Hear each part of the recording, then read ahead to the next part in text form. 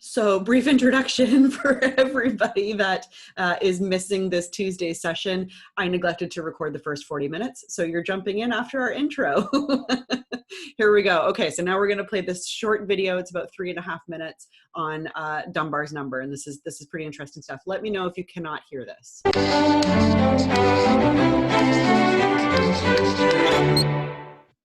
Hey, thanks for tuning in. So have you seen those people with thousands of Facebook friends or hundreds of thousands of Twitter followers and thought, hey, wow, how could one person know that many other people, you know? There's a short answer. They can't, and neither can you. I'm sorry, but it's true. So how many people can you actually know? First, we have to define what it means to know someone. If researchers ask you to list people you know named Kevin, you'll probably include every Kevin you've ever spent any time with. So not just Kevin, you know, your best friend from middle school, but Kevin down the hall in college, or Kevin who worked with you one summer, and so on. Every single Kevin will just spring to your mind. Kevins you haven't spoken to in decades will come up and you'll be like, oh yeah, I know Kevin, but do you really? When's the last time you spoke to Kevin? Do you really know Kevin? What's the difference between meeting someone and knowing them? Maybe we should try looking at this a different way. How many people can you know for an extended amount of time? Is there somehow a limit to the number of total stable social relationships one person can have? Robin Dunbar thinks so, and he's not just some guy. He's an anthropologist and evolutionary psychologist at the University of Oxford. Dunbar has an abiding interest in primate behavior, and in the 1990s, he proposed a startling idea.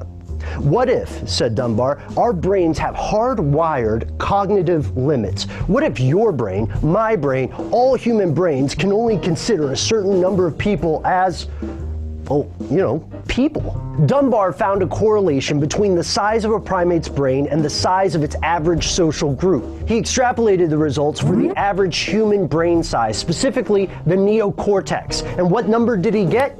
Drum roll, please. 150 people on average. This means that, if it's true, you can only have stable social relationships with between 100 to 200 people. Dunbar further organizes this total into varying degrees of closeness. The number doesn't count people you just generally know of, you know, like Gary Busey. Dunbar's number hasn't been conclusively proven, and there are plenty of possible holes in the concept. One of the biggest debates right now revolves around online society. You know, we know, of course, that there's a difference between Facebook friends and real-life compadres, and even if we follow someone on Twitter, that doesn't mean we're going to recognize each other if we meet on the street. Right? Researchers at Indiana University analyzed the complete history of 3 million Twitter users, identifying 25 million conversations out of 380 million tweets, and they found that people maintain actual relationships with, wait for it, a maximum of 100 to 200 friends. So at this point, everyone from behaviorists to social media gurus are just contemplating this number over and over and over and wondering if the online world will change what may well be a physical law of the human brain. So how many people do you think you can? So that's interesting stuff, right? You know, I knew a lot of people that came into this business and sat down in front of me and said, you know, I came out of car sales, or I came out of, you know, some industry where they had this database of 1,000 or more people. And they're like, I've got so many people in my database. I'm going to convert all of them. And, you know, I inwardly, of course, I would never show them that I was doing that. Inwardly, I would laugh and I would say, you know, it's very, very difficult and takes an extreme amount of work in order to manage a database of 1,000 people. Is it possible? Totally. But is it realistic for the vast majority of people? No, I'm confident in saying that it's not realistic to manage a database of 1,000 people. Sure, having a massive database of thousands of people, put them on a drip campaign where you're creating a newsletter once a month and sending it out. Great, that's fine, and I think that that's, you know, probably something that most of you should strive for if you're doing that kind of outward marketing.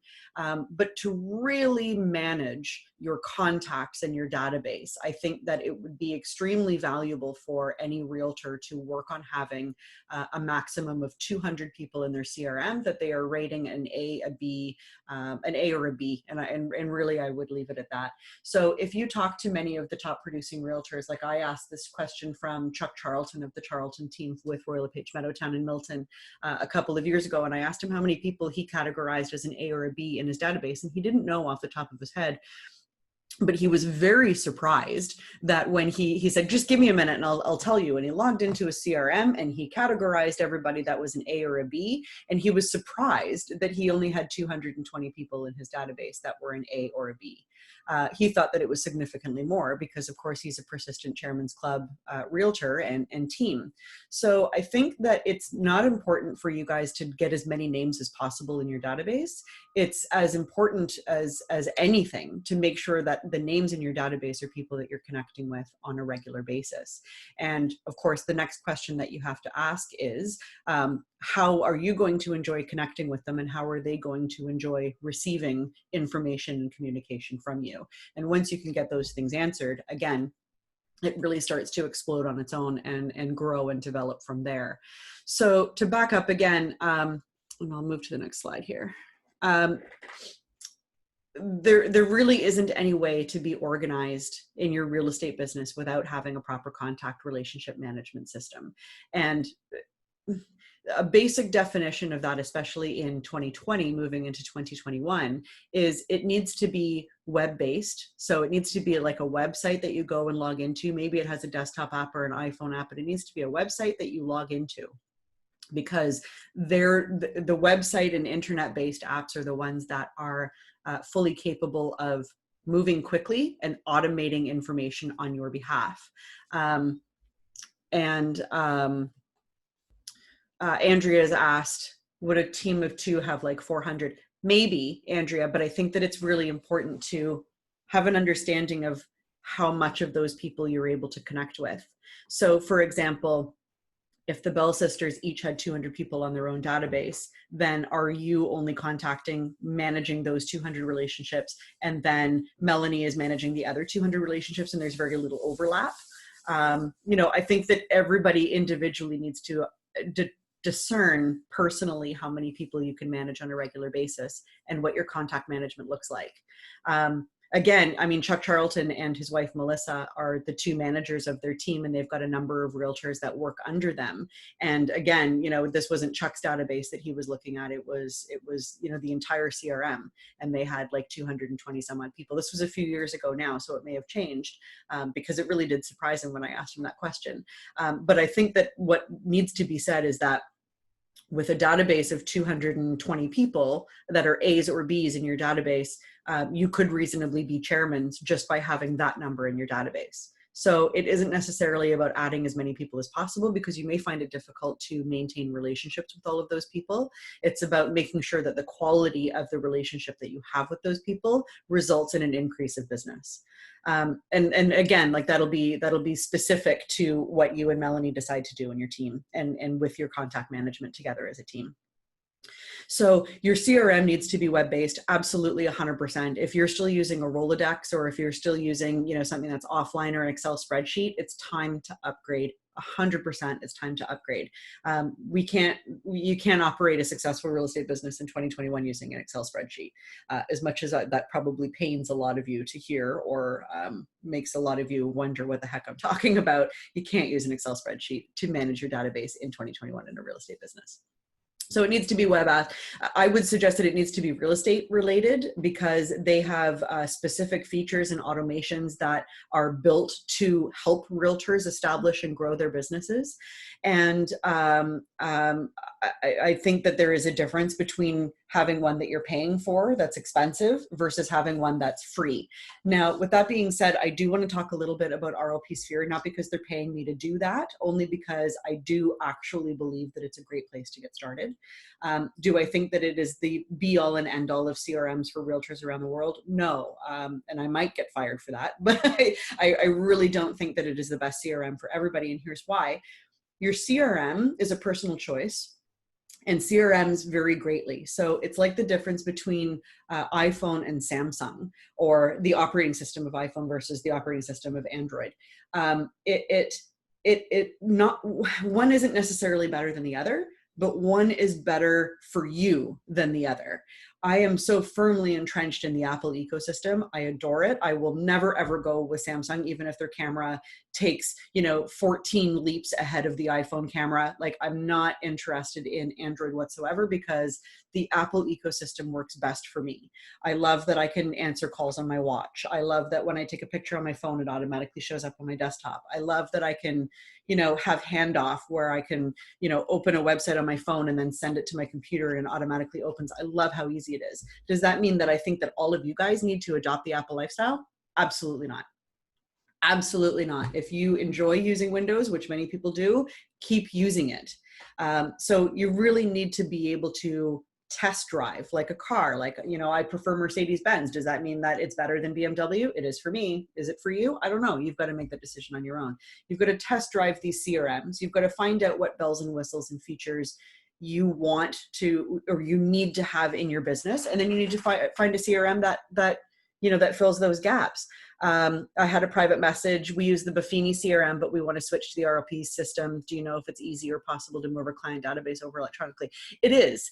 But I'm going to strongly caution you to make sure that you're going through all of the training that is available in RLP Sphere before you decide to move out of your current CRM into RLP Sphere. For those of you that don't yet have a CRM at all, then RLP Sphere is definitely the right place to start. So I don't want to spend too much time on this, but the best way to get to RLP Sphere is to go to the rlpnetwork.com and log in through this portal.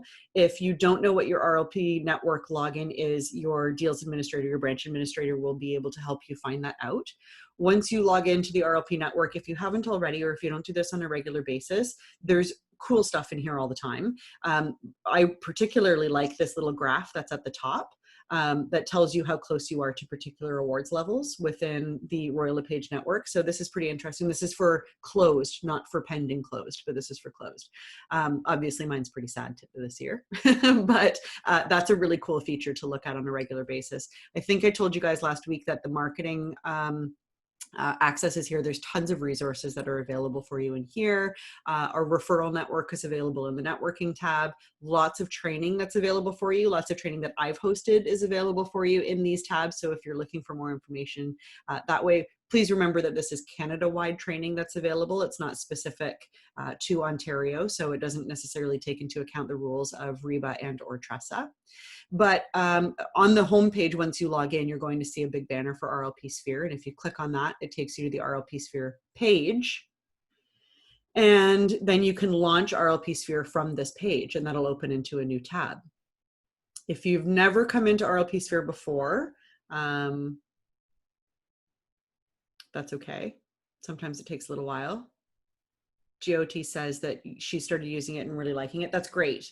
I'm going to warn you guys that this is a hugely robust and extremely complicated system to use. And that may turn a lot of you off, but the benefit of being so robust and complicated is that it literally does everything, and it's free. And it also gives you a free website that is a lead generating website. So for those of you that have heard of companies like Agent Locator or Boomtown ROI, or any of those companies that say that they provide you with a lead generating website and an automated follow-up system, that's exactly what RLP Sphere is it provides you with a lead generating website and the ability to be able to drive a lot of internet leads and then convert them in an entirely automated system. It's also really important to note that we drive a lot of leads to realtors using royallepage.ca as a consumer-facing website that displays listings on it. We drive a lot of leads to our realtors through royallepage.ca. And it's important to note that if you were to ever receive a lead through royallepage.ca, it comes to you through this platform.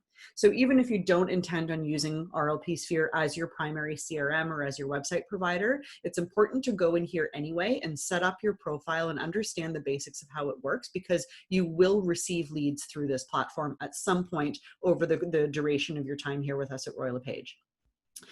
Stephen says it's easy to use and it does drive new leads. Yeah, it is easy to use once you've done the training. I know that when I first got started, I found it really complicated and really confusing. Like you log in here and you're like, what? Like my CRM history has always been, look at my contacts, find out when they're going to be contacted next, or it tells me who to contact next. And RLP Sphere does do that, but it takes a little bit of work to sort of figure out how and why and then get started on it. So I'm not going to give you guys a training session on this, but when you log in, the first thing I'm going to direct you to is down here to the learning portal. When you come down here to the bottom left corner to this learning portal and you click on the learning portal, this is the key. RLP Campus is incredible, and our learning services team at Royal LePage Canada head office deserve awards for their creation of the RLP Campus and all of the delivery that is available in it.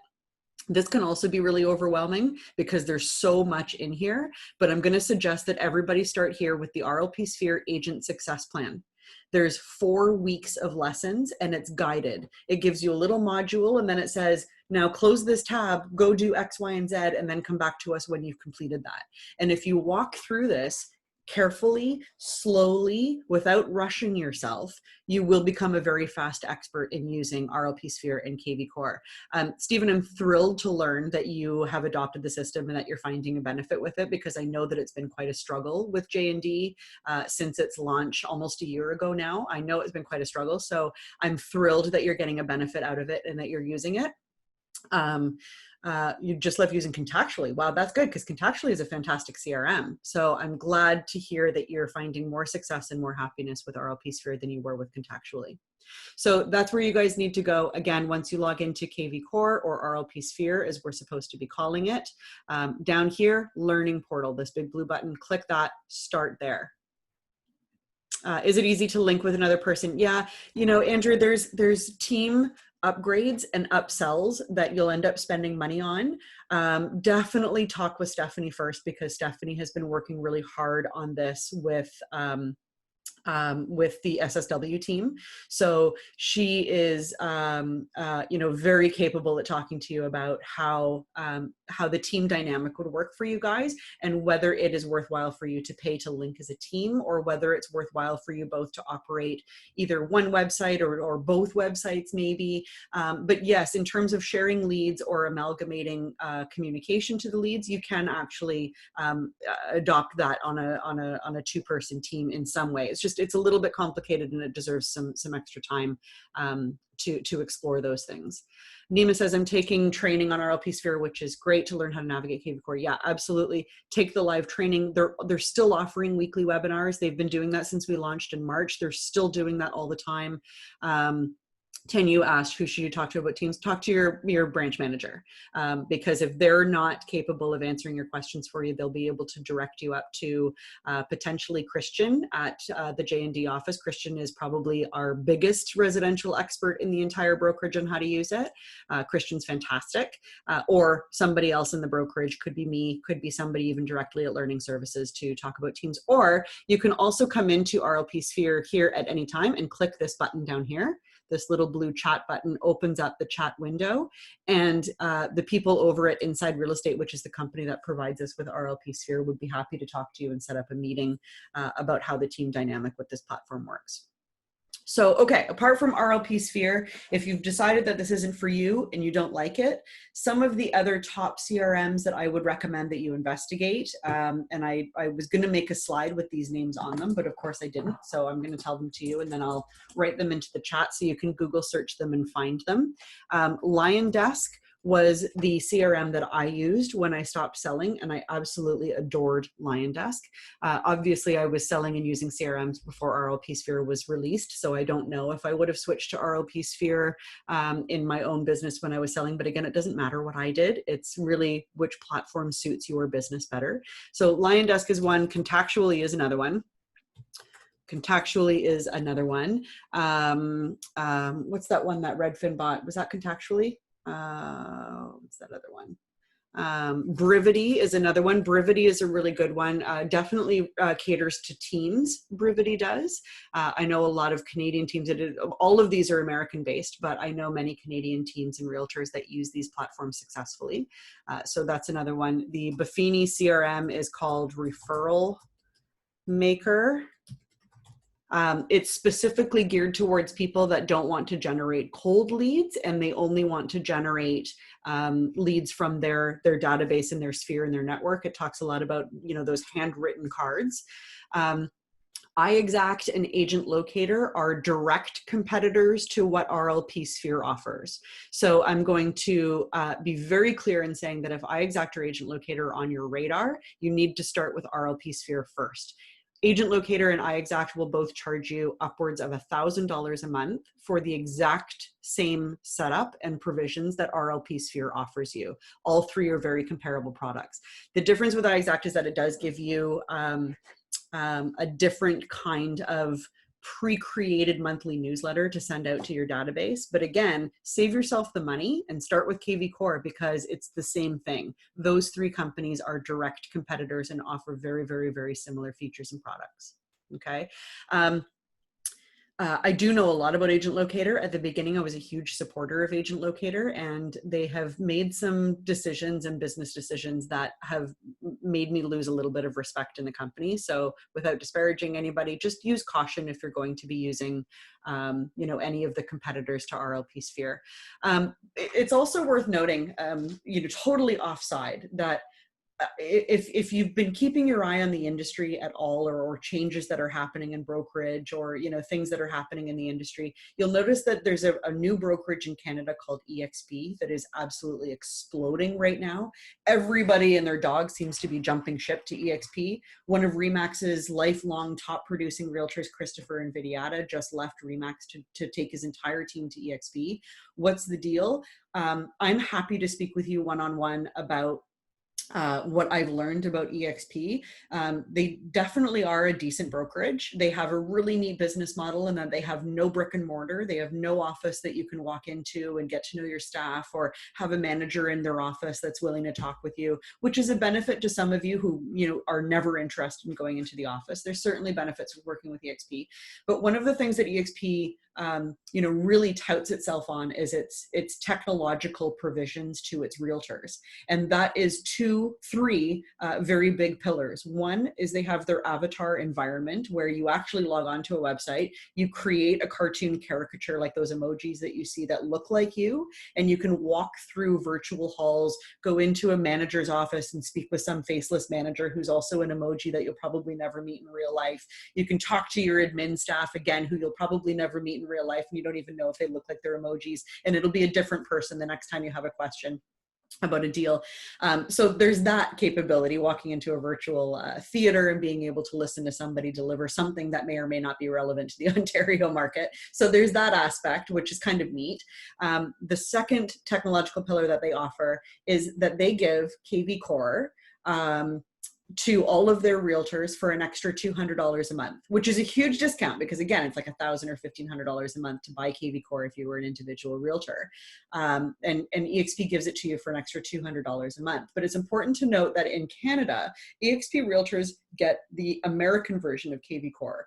Royal LePage has an exclusive capability of being able to offer the Canadian version of KV Core to Royal LePage realtors. And because we built it, we helped KV Core build it, nobody else in Canada is going to be able to use the Canadianized version of KV Core. So jumping to EXP will give you KV Core for an extra $200 a month, but it's the American version. And it doesn't translate very well in Canada. Another one, another pillar that they offer is a platform called SkySlope, which is for deals admin. And SkySlope will revolutionize how deals are handled in the real estate industry. So you get all of your paperwork from doing a deal, you upload it into SkySlope, and you create the transaction within the app, and you can see in real time who's looking at it, who's touched it, you know, what's happening with it, and see in real time where your deal is and what's happening with your deal. And we're launching SkySlope in our brokerage. I think J&D is going to get it next month, and we're going to launch it into the brokerage in Q1 in 2021. So it's super exciting. Andrea, KV Core is part of our RLP Sphere. Okay, sorry. KV Core is RLP Sphere. When we Canadianized KV Core to offer it to the Royal LePage Realtors, we called it RLP Sphere. So it's just putting the Royal LePage branding onto the platform that we're offering. The two things are exactly the same. Sorry for the confusion there. We're supposed to be calling it RLP Sphere, but in a sense, it is actually KV Core. A private message. A lot of people are reaching currently on LinkedIn and Instagram, getting you to join EXP. Yeah. So at the end of the day, they provide revenue sharing and profit sharing.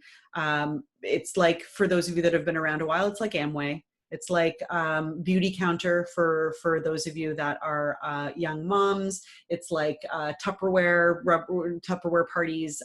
Like it very much is like that. If you recruit somebody, you've got 7 levels of a downline, and you get a percentage of their income once they have reached a certain level of a GCI. Is it a pyramid scheme?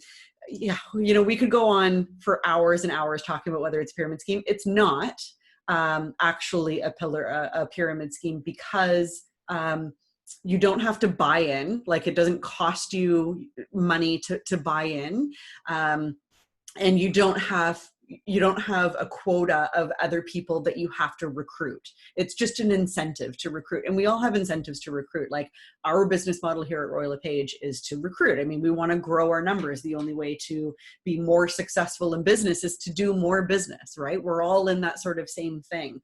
But it does get a little bit sketchy when, in my opinion, when a company becomes more heavily focused on recruiting than it does on the purpose of the organization in itself, which is buying and selling property. It is like Keller Williams, Stephen, a lot, except I think that Keller Williams have done it right in that they now focus on the productivity of their agents rather than recruiting, knowing that a high level of productivity will naturally recruit. And that's the traditional brokerage model. That's what we work on here at Royal LePage. We would rather have you love us enough and see success in your business because of our support to you, and use that as a natural recruiting mechanism. And it's worked for us all this time, rather than just focusing on saying, hey, I'm going to pay you 3% of the commissions of everybody that you recruit, because who are you recruiting? Probably people that don't produce much. So in terms of, you know, why are people like Christopher and Vidyata jumping ship and joining EXP? It's a retirement strategy, because, you know, he's got a global worldwide network. And if he's responsible for bringing somebody into the EXP network that buys and sells real estate in South Africa, that's going into his downline, and he's able to create a retirement strategy as a result of that without having to go out and sell real estate anymore. So that's sort of what's happening there. But again, if you want to talk more about EXP, I'm happy to talk with you fact-based, not emotional based, and I'll give you the real numbers. That isn't somebody just desperate to put you in their downline giving you fluff about stock options and whatever else. There's a lot of red tape, and there's a lot of things that you need to know if you're considering making a jump to EXP. Does it work for people? Totally. Will it work for you? Again, I don't know. You've got to do your research about it and make sure that you're talking to people that are not in EXP to get the real opinion while you're talking to people in EXP.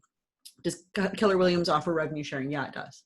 Again, a lot of red tape. Anybody that you recruit has to make a certain amount in their GCI before their subsequent income will be added to your downline. But yeah, Keller Williams and EXP are both companies that offer revenue sharing in terms of building a downline. Okay. SaveMax has started their Game Changer program on Saturday. Yeah. SaveMax. Yeah. Where are they? They're in terms of their ability to be able to take much market share. I don't know. Is that the brokerage model that you want to represent in your business and to your clients? And if it is, all the power to you. Like, you know, again, going off on another tangent, you know, people that prefer FSBO, that will always sell their own houses and never hire a listing agent at, you know, 5% to sell their homes. Are they your ideal client? They can be a challenge to try and convert. But at the end of the day, is that the people that you want to work with? Yeah. The ones who started list for $990. Yeah. Yeah. I mean, there's always going to be people out there that will only ever use purple bricks. There's always going to be people out there that are only ever going to you know, hire SaveMax. there's always going to be people out there that know the value of a full service realtor. So you need to decide for yourself what your business is going to look like. Do we offer revenue sharing? Absolutely not. And we never will. Do we have incentives for recruiting? Yeah. I mean, if somebody wants to spend a significant amount of their time recruiting, yeah. But again, we truly value ourselves on making sure that we're focusing on your business being as productive as possible and providing a top level exposure to your clients of being a full service brokerage. And we focus on your business. We don't focus on how many people you can bring into the organization. We're not just about filling seats with 2 feet and heartbeats, right? We're really about making sure that we're developing solid businesses. So again, I'm happy to talk about this for hours and hours and hours. If you do, let's set up a time to have a conversation about that, privately and offline, so that we're not wasting the time of everybody else that's here on the chat today. Okay, so interesting stuff. So those are some of the CRMs that I think that you guys should be spending some time researching if you haven't already committed to a CRM. Most of them offer either a free trial for a couple of weeks or a couple of days, or some of them even a month. You're going to have to schedule some time. You drop in yourself as a test client and really explore what the platform does to see if it's suitable for your business. Once you've narrowed it down to one that you think might be the good option, one tip that I will give you is buy it for a year. Like, even if they have like a month-to-month fee, commit to the year in advance, because like a car, like, I don't know if you guys ever have that thing where, you love your car, you drive it all day, every day. And then one day you get a rental and you get in the rental car and you're like, the gear shift isn't where I like it. The gas pedal doesn't feel quite right. It's a car and you know how to drive it, but it's different from what you're familiar with. And sometimes it takes, a couple of weeks to get truly familiar with that new vehicle before you can feel, comfortable and like you really have a handle on how it works. Same with a phone. How many of you guys remember going from a flip phone, like that just had the numbers 1 through 9 or 1 through 0, to your first smartphone that had the full QWERTY keyboard? Like when you made that flip from a flip phone to a BlackBerry. Do you guys remember that switch? And it was like, wow, these buttons are so small. I can't type an email on it. Like, I feel like I've forgotten where all the letters are. And you probably didn't even have a full understanding of what the phone was able to do for you. You did email, maybe you went to the Facebook, and that was kind of it. And now I don't think any of you could even imagine going back to a flip phone that didn't have the full capabilities of a smartphone. It takes weeks to be able to really adopt a new piece of technology, and your CRM is the same thing. Just going back into the chat a little bit, the organizations don't worry me too much. What bothers me is the agents giving a 50% discount on their commissions. Totally. Like, and again, this was something that Nolan and I were talking about when he called me last week. Are these a threat to your business? Yes and no. I think that it's really important for you to, again, understand what your value proposition is and understand how to pivot away from the people that are only in it for a discount.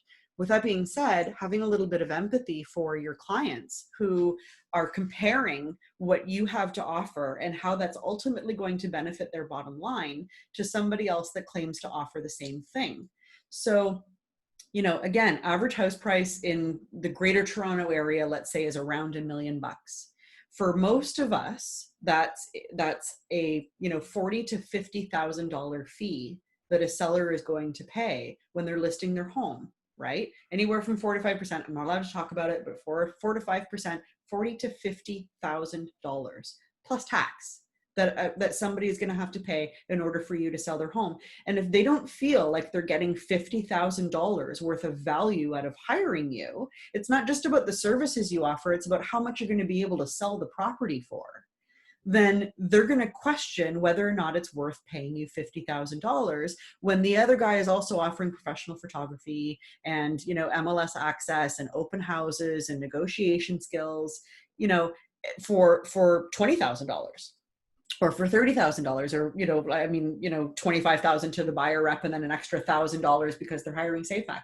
So really, what do you offer that's worth an extra $25,000 to that seller?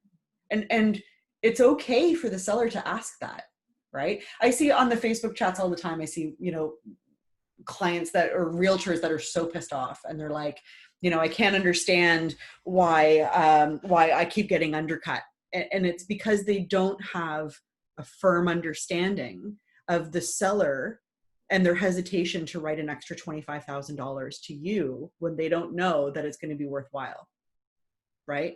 Or realtors that get so pissed off when clients ask them to cut their commission. Like, what, do you cut your commission? Like, do you give away half your paycheck on your job that, you know, that you work really hard at when you work on a salary? Do you give away half your paycheck back to your boss? Of course not, but you can't blame them for asking. You can't be insulted that they've asked you when there's companies like SaveMax that are out there all the time. Nadia asked, what is SaveMax? Feel free to look them up. I think it's SaveMax with 2 X's, right, GOT? And they're just a discount brokerage. They put your house up on MLS. They do $150 worth of professional photography. They throw your house up on MLS, and then you pay the buyer realtor, and you do most everything else yourself. Same with Purplebricks. They charge $2,500 now to put your house up on MLS, and they provide you with showing services, appointment booking services, and negotiation offer assistance. But it's all on the phone. Like, you don't actually have somebody coming and sitting in your living room. It's important to note, by the way, I don't know if you guys know this, that the highest producing Purplebricks realtor just left Purplebricks for Century 21 in Oakville. So there's always movement, right? Like, we don't see tons of realtors that are flocking over to Purplebricks because they're doing hundreds of deals a year. And if they are, it's because they're getting paid like 50 to 75 bucks per deal. So it's not terribly lucrative. And there will always be people that understand the value of a full service realtor. You just, again, have to have an understanding of how you are presenting yourself as a full service realtor, and making sure that somebody has an understanding that you're worth the $50,000 you're asking them to pay you to list their house. Okay, I'm totally off track now. I totally thought that we were going to be ending today early. Okay, so I just showed you guys a demo of RLP Sphere. Great place to start. Make sure that you're scheduling some time as part of your business planning towards the end of 2020 to spend a couple of hours and choose a CRM. And once you've chosen one, you may not be 100% committed that it is the right CRM for you. Commit anyway. Commit to a year up front, because it's going to take you a couple of months to really get used to it. Michael, I have a really funny story about why I stay away from Brampton. I once tried to present an offer in person on a house for my buyer clients, and I actually had the front door shut on me because I was a woman, and it was really, really difficult. That was a difficult sale. Yeah, it was really tough. And I felt really bad for my buyers. Like, my buyers really wanted that house, and I didn't have an opportunity to present them with that offer. It was tough. So out of respect for my buyer clients, I stay away from the areas that I know that I don't have much clout in. And that's an area that I have no clout in. That's totally fair. That happens. It's totally fair.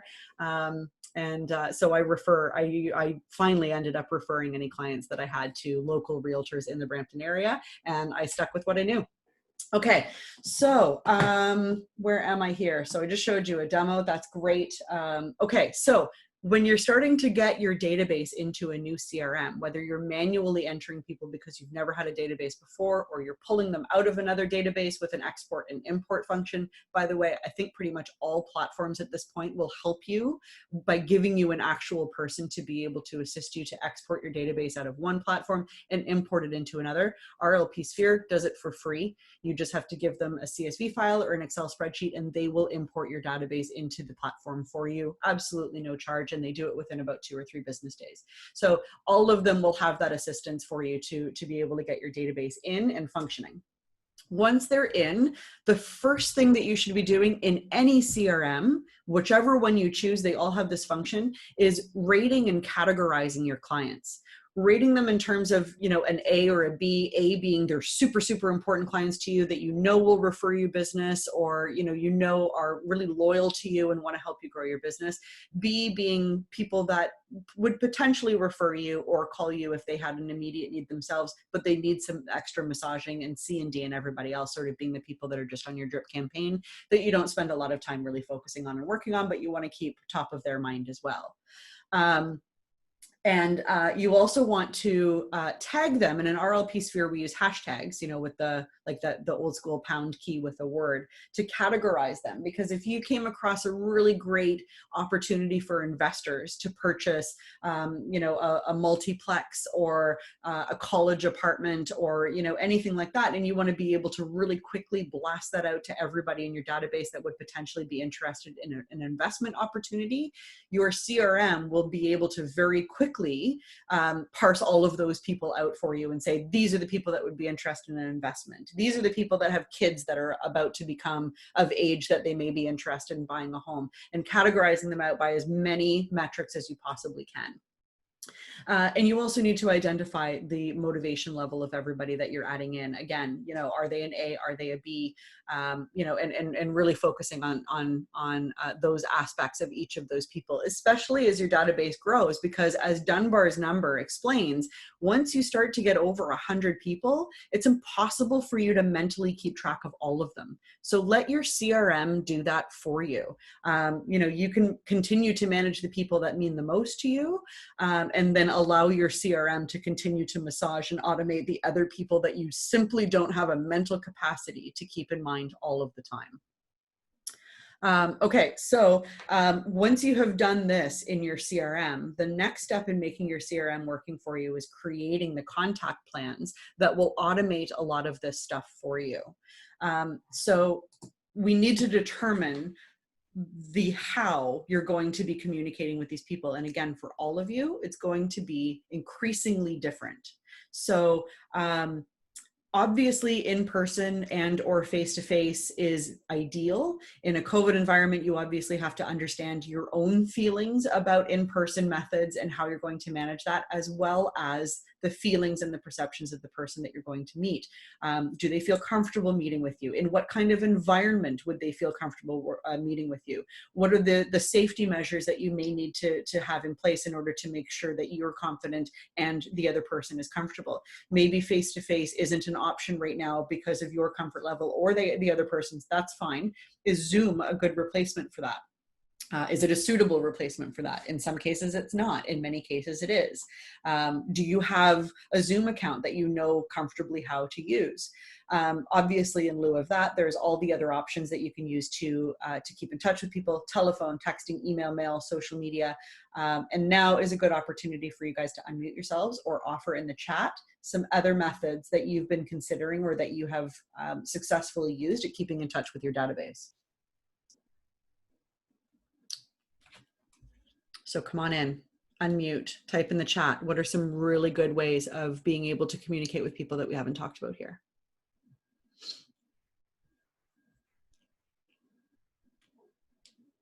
Come on, guys. I mentioned this last time, but mid-October I did a workshop on renovations with my mortgage broker that I often team up with, and I had 50 people attend, and we're doing another one in mid-November. That's been a good way to categorize people in my CRM and follow up. Good. Anybody else? Elizabeth, actually, your comment is actually, you know, apropos to this. In regards to your database and CRM, do you recommend contacting each and every person before doing a monthly news drip, or by having an unsubscribe button in the newsletter is sufficient? Again, it depends if you want to use that as an opportunity to connect with people. I don't necessarily think that reaching out to people to say, you know, hey, do you want me to stop contacting you, is the right way to reach out to people. Having an unsubscribe button is good, or a little tagline at the bottom that says, if you don't want to receive these emails anymore, please reply to this email or whatever. But as we said last week, reaching out to people on a regular basis and saying, are you appreciating what I'm sending you? Is there any other way that you would appreciate receiving information or communication from me? Rephrase that however it fits your voice, obviously, in the situation. But you know, asking how you're doing and asking for feedback on what you're sending out, I think, is a really valuable thing. Joanne says the best thing during COVID has been to actually pick up the phone and call people. Totally. I've got a story about that. There's a guy that works in sort of Leslieville area. His name is Ara Mamurian. And he, during COVID, picked up the phone and called his entire database over the first couple of weeks that COVID hit and said, how are you? Not about real estate at all. Just, hey, how's it going? I was thinking about you. You know, I'm sitting here locked in my house. I'm a realtor. I'm used to being out there. I'm used to going into every house and open houses and meeting people for coffee and doing this and doing that. And I've been locked in my house for like 5 weeks and I'm not doing so well. So I'm calling people that I know just to be able to have that connection with people. And, you know, how's it going with you? And he told this heartbreaking story of this person that he called who was like, oh my God, Ara, I'm just like, I'm heartsick. Like I bought something from a developer. I bought a brand new condo from a developer in January, and I didn't want to tell you because I didn't call you before I did it. I just bought it, and I'm really sorry that I didn't tell you. And now I can't afford to buy it. I've lost my job with COVID. I was one of the first people to be laid off. I don't know what's going to happen. I'm scared and I can't afford to buy this place. And Ara said, oh my God, I can't believe that you didn't feel comfortable enough to call me, but that's okay. Don't worry about it. I'll assign it for you. And Ara successfully found a buyer for the assignment of the purchase of this brand new condo and actually made a profit for his client. And the client flat out told him when he called, I've been afraid to call you because I didn't want you to know that I'd bought this development from a builder directly without calling you first. I was embarrassed. I didn't know what to say. I didn't know and I was scared that I was going to lose my shirt, and Ara fixed it for him. So, you know, as Joanne said, that's exactly what I did. Yeah, absolutely. You don't have to call and say, hey, how can I help you with your real estate needs? That's not what people want to hear right now. But just to call and say like, it's been 8 months and this sucks. How are you doing? Like, do you have a stock of toilet paper? How's it going? Did anybody else do that? I did something similar, like just a little bit before COVID, as an icebreaker to call people, because it's kind of awkward now to call people. Like most people prefer to text or to email. And I asked people about the work that they've had done on their home under the guise of, I'm putting together a list of trusted contractors or professionals dealing with your home. And it was a really good way to get people talking about their own house. And you end up talking about the renovation work they had and who they used and how they like them into just a general conversation that would have probably seemed weird if you just called. Like if I called people just to talk to them, like it'd be weird, right? For the most part, like an actual phone call. So talking about like backyard work or interior work that they'd had done on their home was a great segue into a conversation about them and their life, and et cetera. And it gave me the benefit of now having a trusted list of people that I know who had worked with contractors or landscapers or whatever it was.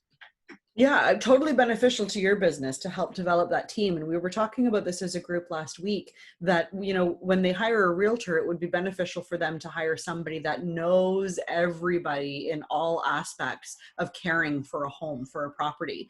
And that's, you know, hugely beneficial. Elizabeth, you've got a question. How did you know that they had done renovations? Well, these are a lot of people in my sphere, people that I've sold homes to in the past, and they tell me what's going on, or that I knew that they were going to have work done. And so it's not everyone that falls into that category, but most people have done some kind of work to their house, whether, you know, it was getting new lights installed or they landscape their backyard. But because I'm in constant text communication, or email or whatever it is, or follow them on Instagram or whatever it is, you kind of pick up little pieces of what's going on in their life. And when you reach out, you have that natural segue in. Like I do the same thing when I meet new clients. You know, the first thing I do is I look them up on Instagram, on Facebook, and I see what they're all about. Like I have a listing appointment on Friday, and like the guy played football at University of Ottawa, and I played football at Wilfrid Laurier University, and like, he doesn't know that I played football there, but you can better believe that when I go in, I'll have something there. But, you know, you follow the people you know or people you've done work with on social media. And then when you reach out, you already have this little window into what's going on in their lives that you can segue into when you reach out to them. And that's what I loved about the CRM that I used when I used LionDesk, was that as soon as you entered somebody in, it would Google search them. And, you know, typically people give you their personal email address rather than their work email address, and their personal email address is attached to their Facebook profile and their LinkedIn profile and their YouTube profile. And so the CRM and KV Core, RLP Sphere, does that as well, where it will identify and validate that person. It sounds creepy, like it sounds invasive, but it's not, because you would get the same results if you Google search their email address yourself. So it's just removing that step for you. If you Google search my name, you're going to get my personal Facebook profile, and it's searchable. I think I mentioned this last week. Social media platforms like Facebook, YouTube, TikTok, LinkedIn, they're not social media platforms, they're search engines, and they want to appear in search results. So it's actually not that invasive to stalk people on the internet, because they're putting their information on the internet and they know that it's available. And if they didn't want it available, they would lock it behind friends only. And so that's kind of how the internet works, and people have learned to come to accept that. So, you know, finding out what they're interested in by checking out their Instagram profile and adding them. Yeah. Why aren't you? You know, why aren't people doing that a little bit more often? And I can tell you that, you know, we totally gutted and renovated our backyard, and we laid our own patio. Like my husband and I had some skids of, you know, the big 60-pound stone delivered, and the limestone, and we did our entire patio, just the two of us. And it was such a great sense of personal reward. And I posted about that all over social media. We were so proud of the work that we'd accomplished. So if I had a realtor, or if I had any kind of service provider that was interested in connecting with me personally, they would know that we had renovated our backyard. I didn't have any realtors calling me telling me that my backyard looked beautiful, but if I had, it probably would have been really nice to hear, or to find out how any of my service providers identify with me on a personal level. Right. So yeah, social media is huge for that. Are there any other ways that you can directly connect with people, even given a COVID environment?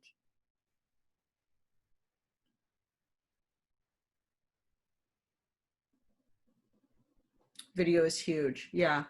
Yeah, I know a lot of people that are really, you know, we talked about this as well last week, about really starting to find some traction on YouTube. Doing live streaming on Facebook, that continues to become huge. And because Facebook and other social media platforms know that video is the way of the future, they are actually forcing the algorithms to display video more often than text posts. So that's something to keep in mind as well, that you will probably get more eyeballs if you post a video or go live than you will if you just have a bunch of letters in a post. So video is a big one. Can you also do group events and community events, even if you're not, even in a COVID environment in some capacity? You can. Lots of opportunities for that. See a couple of you nodding. I'm old, I hate video, I get it. You know what, I'm actually not the biggest proponent of video myself. I typically watch it on silent, right? Because I'm usually scrolling all of my feeds when I'm watching TV, or when I'm sitting on the floor of my 5-year-old's room, hoping that she'll go to sleep finally. So I usually watch TikTok on silent. I also dislike being on this side of the camera. It's all well and good when I'm in a room with you guys. And again, it makes it a lot easier because you guys, many of you have turned on your cameras, and that makes it so much more comfortable and easy for me because I can see you when I'm talking to you. But if I have to record a video because I'm doing a promo piece for one of the sessions that we're offering, or, you know, like record a video that I'm going to throw up on YouTube and post, like, it's hard. Like, I, you know, as eager as I am to step into the spotlight, it's hard for me to hit record and not hit stop immediately because I've given a crooked smile or said too many times. It's hard. Video is hard. Daily stories and social media is a great way to connect pictures, an article, or anything. Yeah. So we're going to talk a little bit about that when I go into my next slide here, when we talk about the content. So everybody wants to know, what do I post on social media? And I see so many people that have gone out and spent a ton of money on companies like City Blast. And while City Blast has a space to fill some of that generic void that a lot of people want to be able to fill in their content, don't rely on that as a primary source of fodder for your outward marketing efforts and your outward communication. Almost every City Blast post that I've seen is wrong, or posts outdated information, like markets this incredibly new and hot property that just came on the market and actually it sold 2 months ago. I see that on City Blast a lot. Be very careful.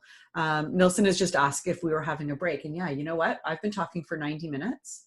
Let's have a break, and we're going to do a little bit of a deep dive into some social media content, and then we'll wrap it up for the day. So it's 10:32. Let's take, is 10 minutes okay with everybody? Does that work? Can you guys give me a nod? Can you give me a, yeah, yes, yes, yes. Anybody? 10 is good. 10 is not long enough. Everybody says 10 is good. Okay, so 10 minutes. Let's come back at, we'll give you an extra minute. Let's come back at 10:45. Okay, we'll see you guys back at 10:45. Thank you guys.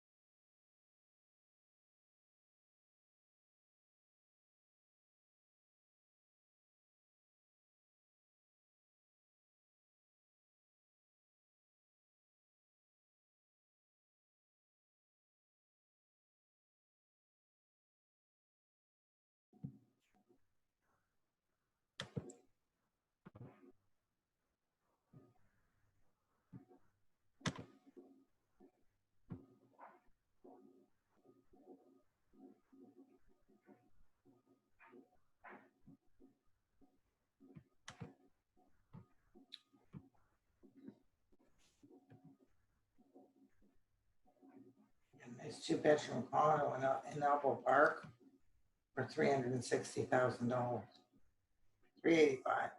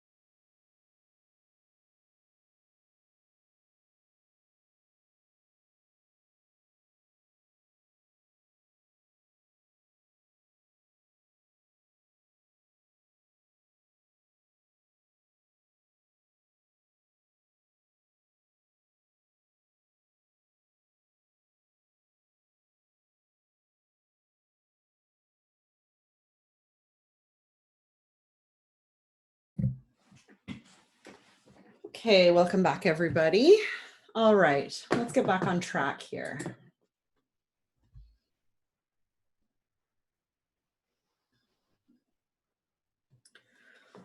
Okay, so I want to talk briefly about social media content. It's one of the most frequent questions that I get as a deliverer of professional development.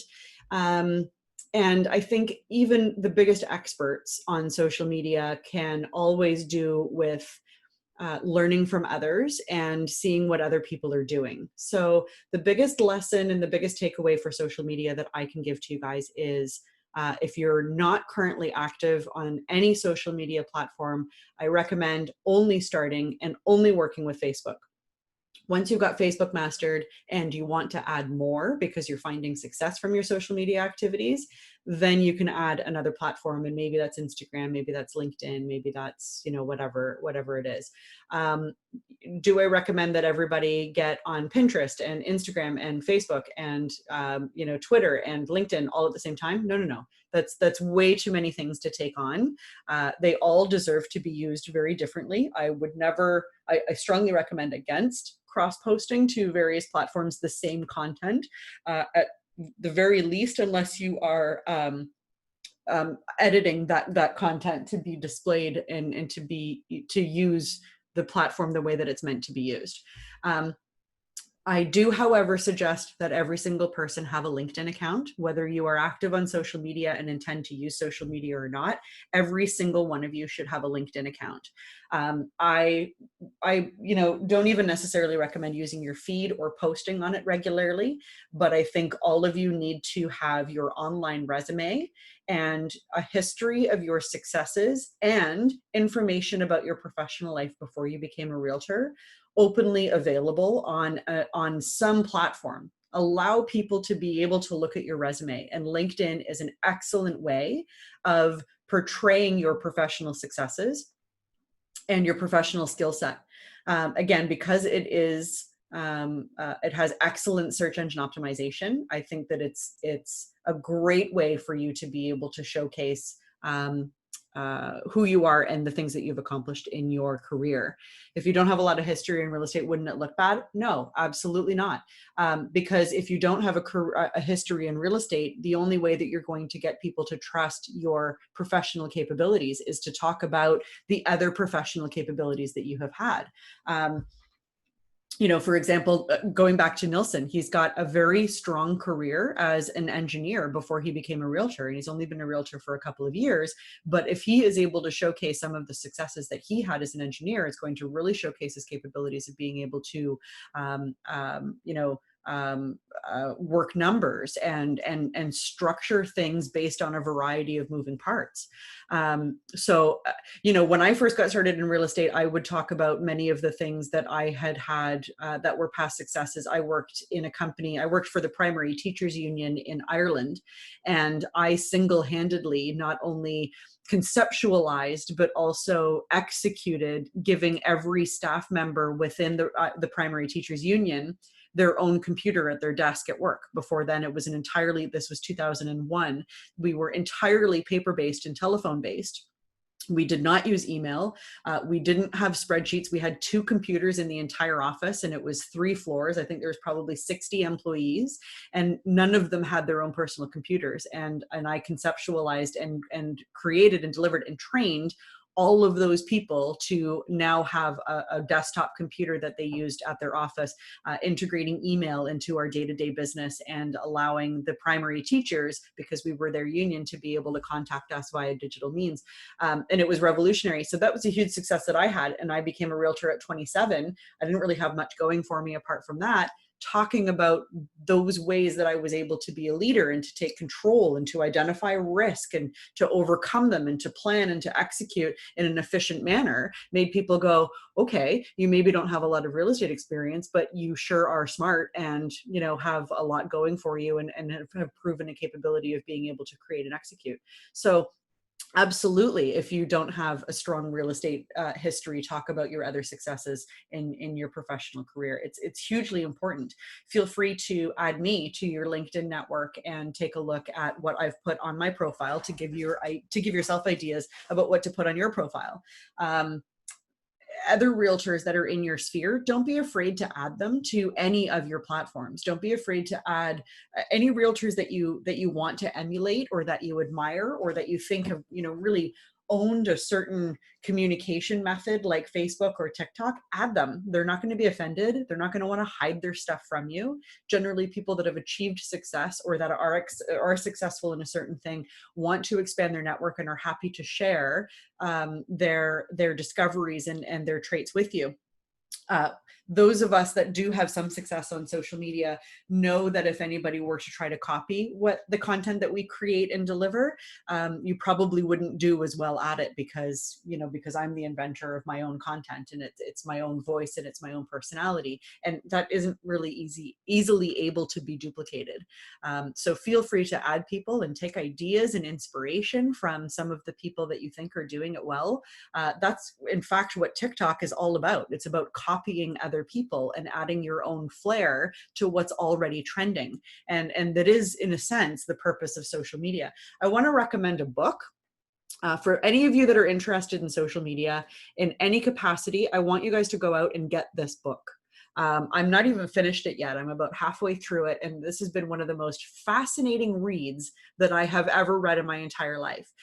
It's very apropos because it does talk a little bit about virus spreading and COVID. I learned a lot about the history of malaria, which was really fascinating stuff. It sounds like a snooze fest, but it was actually really fascinating because it talked about the scientists that discovered that malaria was actually spread by mosquitoes, and the obstacles that they faced trying to get the world to understand that malaria was spread by mosquitoes, and what they could do to stop the spread, and the resistance that they got from society saying it's not mosquitoes, that's ridiculous, and how, you know, there's this fight and this back and forth and this tension, the psychological aspect of things that are contagious. I also learned that it is scientifically proven that a yawn is in fact contagious, and you are more at increased risk of catching a yawn from somebody that you love versus somebody that you don't. So really interesting stuff like that. And it does talk a lot about, you know, things that go viral on the internet, and why some people have thousands of followers and you seem to be doing similar things and can't get more than 100 followers, and why that's still okay, and why you can have a massive impact on people only having 100 followers, and you don't necessarily need an Instagram account with 15,000 followers in order to use Instagram successfully. Great book. I highly recommend adding this book to your repertoire. So make sure that you go out and get that. There's lots available in chapters. It's on audio. I'm having a brain fart. Audio. What's the name of that online? Anyway, you know what I'm talking about. Audible. Thank you, Jesse. Thank you, Nima. Thank you, Nellen. Yes, Audible. I was totally having a brain fart there. It is available on Audible, and you can also go out to Chapters and buy a hardcover copy. Okay, so going back to where I was. So the content that you need to be putting out on social media, as I was saying before the break, don't hire City Blast. If you do, make City Blast a supplementary content creator for what you're already personally delivering. The purpose of social media, and the only way to make online work for you, just to go back, Tanya, what's the book called? The Rules of Contagion. It's called The Rules of Contagion by Adam Kucharski. I will put the link in the chat. There's the link for the book on Amazon. Okay, so, you know, make sure that the purpose of your online activity is to give people an inside look at who you are and what kind of business you run. Because again, going back to, there's how many realtors are in Ontario right now? Do you guys have an idea? That's a good test. I think I said this to you last week. How many realtors currently are active in the province of Ontario? 48, 55, 65, 80, 55 in the province of Ontario. So there's 55,000 in Treb alone. There's around 80,000 registrants within RECO. Yeah, so it's a huge number, absolutely a huge number. So 55,000, 58,000 or so in Treb. And again, don't get me talking about Treb. Again, after yesterday's OMDREV meeting. Was anybody here? If you were here, if you're here and you were on the OMDREV meeting yesterday, let me know in the chat, either privately or to everybody else. I'm interested to know if any of you were here from that. Okay. So 80,000 realtors. How, again, are you best able to stand out in terms of your ideal audience? And the only way that you're going to stand out is to let them know who you are. Nelson was in it. Oh, man. Yeah. Oh, hi, Jermaine. Welcome. Again, so Janine, like I could talk about this for hours. There is a data war that's happening between real estate boards in Ontario, and MLS is in the process of shifting greatly. Toronto wants to be the only provider of MLS data across the entire province, and other boards don't want to fold into TREB, is basically the gist of it. So, and that's why Ortus was formed, and that's why ITSO was formed. Now there's 22 real estate boards across Southern Ontario that all share their MLS database into one bucket, and TREB refuses to share. They want to absorb all of the other buckets, is basically what's happening. So it is a bit of a war. There's pros and cons to both sides. Having everybody fold into TREB wouldn't necessarily be the best thing in the world.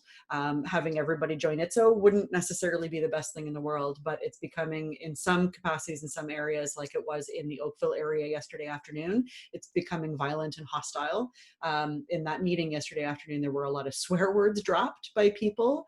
There was a lot of vengeance that was taken out on people personally, and it's kind of a gross display of lack of professionalism when it gets this emotional for realtors, and it's kind of tragic to watch. So a bit of a war that's happening in organized real estate. And Nima, is that with the 85% attrition rate? Yeah, it is, because, you know, we see typically about 20,000 people, anywhere between 10 and 20,000 people a year signing up for their online pre-registration courses, which is now delivered exclusively through Humber. So anywhere between 10 and 20,000 people a year are signing up to Humber to become registered with RICO. And our growth rate year over year province-wide is only about 2,000 or 3,000 people a year. So if there's 10 or 20,000 people that are getting into the industry every year, but we're actually only growing by 2,000 or 3,000 a year, then that typically means that there is anywhere between 8,000 and 18,000 people that are leaving the industry every year. Sounds like a money grab? There's a lot of money that's changed hands over the course of people getting registered in real estate. Yeah, absolutely. And in terms of the war between MLSs, yeah, a lot of it is power and money and a desire to be the biggest and the best top dog on the pile. That there's a lot of that going around. Again, feel free to invite me out for a glass of wine if you want to hear more about all of that drama, because drama it is indeed. Okay, so back to social media again, because we're going to go over our 12 o'clock time if I don't get back on track here. Real estate promises unlimited income. People will always be attracted to that. Totally. How many people do you know get into the industry because they think that they know 6 people a year that's going to that will buy or sell a house, and 2.5% of $1 million is a lot of money. I mean, that's why I got into the business. I'll be honest, right? It seems easy. There are no barriers to entry. Yeah, I've got my thoughts on that too. Yeah, absolutely. Yeah. So anyway, yeah, we can talk about that until the cows come home for sure. So in terms of your social media content, I'll skip through this relatively quickly. I like to talk about the 3 S's. This is an easy thing for you guys to remember in terms of creating or wondering what to create for social media content. It should be a balance of the 3 S's, which is share. Sharing is an inside look at you. And by this, I don't mean posting pictures of your grandchildren or your address or the facade of your house and giving away that private information that you really feel strongly about keeping off the internet. It's not about that at all.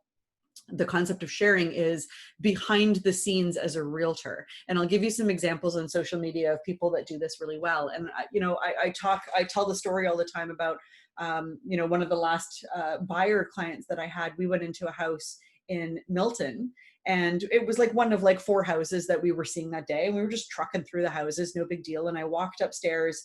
My buyer client went into the master bedroom, and I went into the second bedroom, which was a teenage boy's room. And as I walked into the room, I turned to the right to, look around the room as you do. And this whole wall beside the door was floor to ceiling. I think I told you guys the story last week, floor to ceiling tarantulas, all in these little, they have them in these little glass cubes, and there must have been 100 of them, like floor to ceiling. And I was like, oh, what's that? And I got really close and I looked and I went, oh my God, I'm arachnophobic. Like, it scared the crap out of me. And after I got my breath and stopped hyperventilating, I took a picture of it and I posted that to the internet. And I said, the things that you see while showing houses, there was nothing identifiable about the house, about the property, about the people that lived there. I didn't even say what city I was in, didn't talk anything about the house or the listing whatsoever, but posted a photo of a bunch of tarantulas in a room and a listing that I showed. And that went like semi-viral on the internet. Like, everybody was like, wow, tell me some of the other stories that you see while showing houses. So not only did it show that I was out there working, but it also showed that, like, it's actually a pretty cool job, and we run into some really cool things. And it was a very easy way of reminding people that I'm a realtor without actually saying, by the way, if you ever need, anybody to help you buy and sell, make sure that you hire me, because people don't want to be pitched anymore, right? So I would strongly suggest that gone are the days when you're posting a picture of a house that you're going to be hosting a live virtual open house at this Saturday and saying, please join me online at my virtual open house this Saturday. Nobody cares, to be honest with you. Nobody cares unless they are actually a live buyer that's interested in that specific property. The content that you're putting out is falling on deaf ears. Nobody cares. What they do care about is maybe a behind the scenes look of the steps that you've taken to set up that virtual open house. How unique is that? Melissa Suscon is a realtor in Oakville at our downtown Oakville location. And she and her daughter, Alexandra, took virtual open houses by storm towards even the end of March. They were hopping on the virtual open house bandwagon. And they did a really interesting sort of behind the scenes look of trying to start their live virtual open house on a really windy day when one of the realtors had made a mistake of wearing a skirt that was a little bit of a flowy skirt on a windy day. So trying to, do the Marilyn Monroe while she's trying to be professional hosting this live virtual open house. That sort of behind the scenes blooper, that kind of stuff goes viral. It reminds people that you're in real estate and that you're a real person and that you've got a personality and a sense of humor. And this is kind of the struggles that you deal with being a realtor. That's what people want to see right now. Jermaine just mentioned that he had a drug addict found in the basement of a vacant house last week. Yeah, I've got a story about that too, like scary stuff. I went to go show a vacant property in Hamilton and knocked on the door, and some woman who was missing most of her teeth came running after me with a baseball bat saying that it was her house. Turns out they were squatters, but there's some crazy stuff out there that we see. That's not necessarily something that I'd want to post on social media, a drug addict in the basement of a vacant house, but it is maybe a story that you want to tell in a blog post a couple of years later, to talk about some of the crazy stuff that we experience in our careers. So keep telling me your stories. Showed a condo of a taxidermologist, and you cannot walk through a place without bumping into an animal. Because heebie-jeebies. This book is all about what you're talking about. It's called Show Your Work. Interesting. Thanks for that recommendation, Ellen. I'm going to add that to my must-read list. Running Behind the Cat That Escaped. Yeah, I think we've all had issues where we've had to chase an animal. Did you guys see that viral video of that cat that was attacking that realtor and wouldn't let it leave the bedroom? Did you guys all see that viral video that came out a couple of years ago? That was pretty crazy. So that's, and it went viral. Like, that's the stuff that people care about. They want to see the bloopers. They want to know what you deal with. They want to know some of the crazy stuff that you can see. And if you can do it without, throwing anybody under the bus or identifying somebody or violating somebody's personal privacy in any way, then you should be talking about that.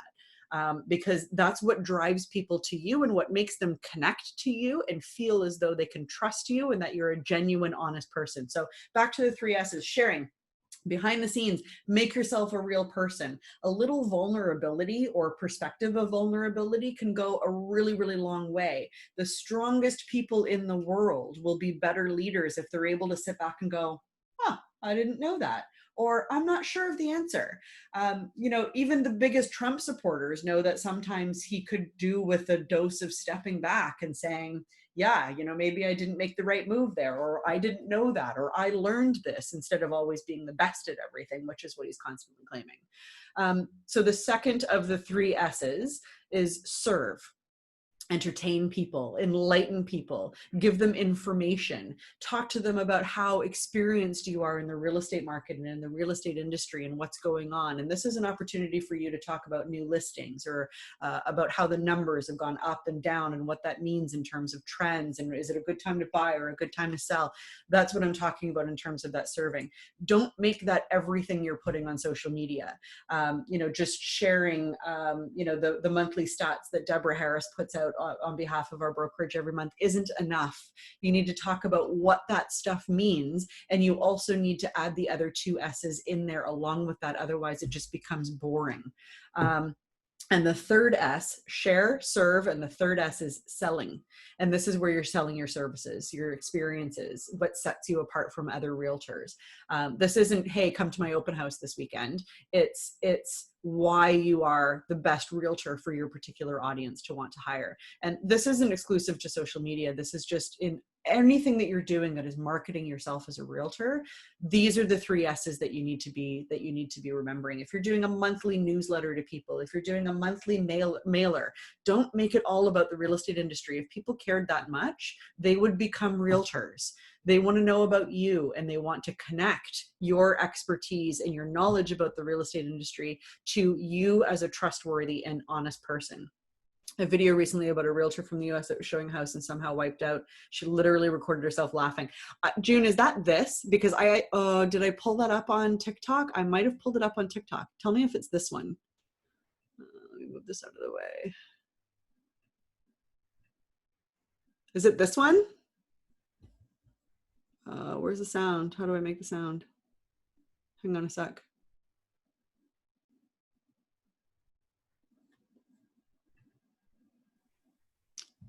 Over here to the right, you can see just back out there on a clear day, you can actually see the Alaska mountain range. It's quite beautiful.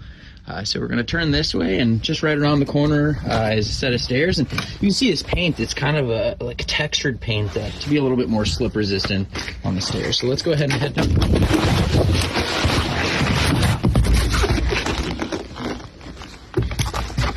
So the paint doesn't work. Come out onto this deck area. Over here to the right, you can see.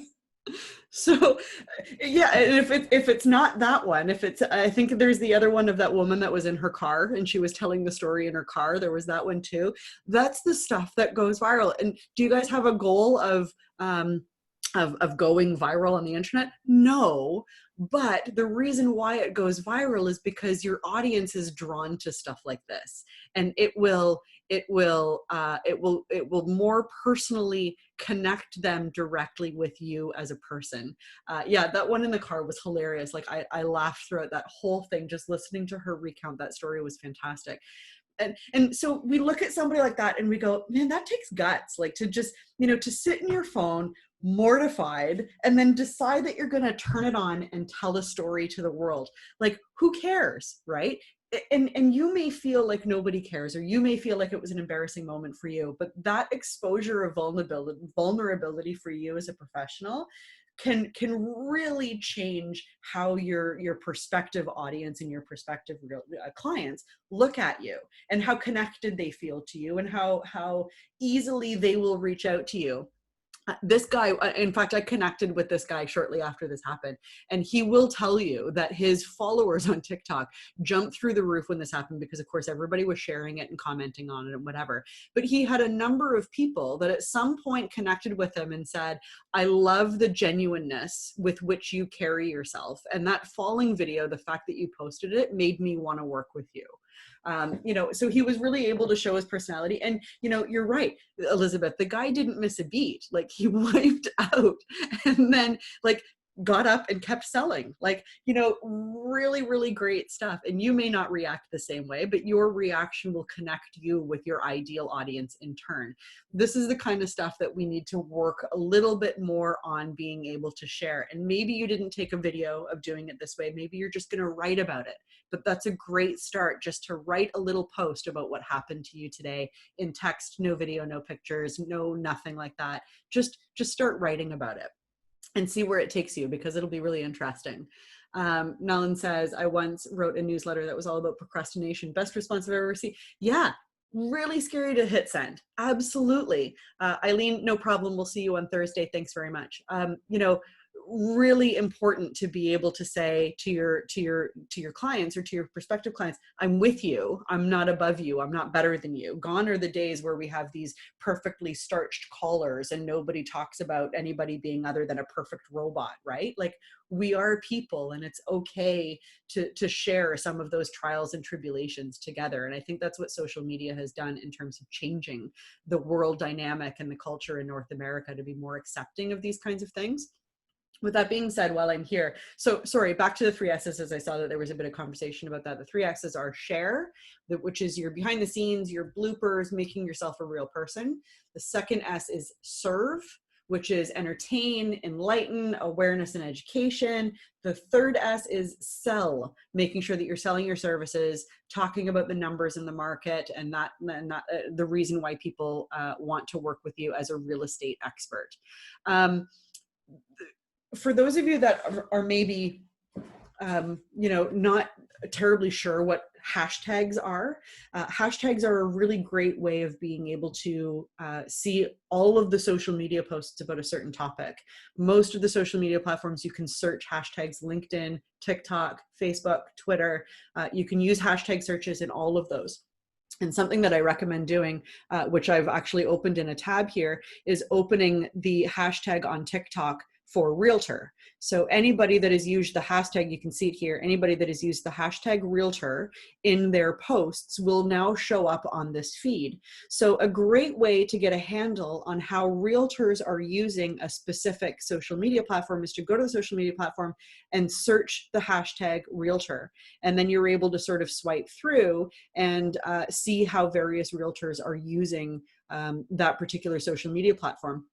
Then you can take a look at the actual post and see how many likes that post has got. This is actually another good one that I want to talk about. So I'm going to go back to that and open it. We didn't click on the right thing, of course. So I want to click on this because we need the sound. You don't care, you never did. You don't give a damn about.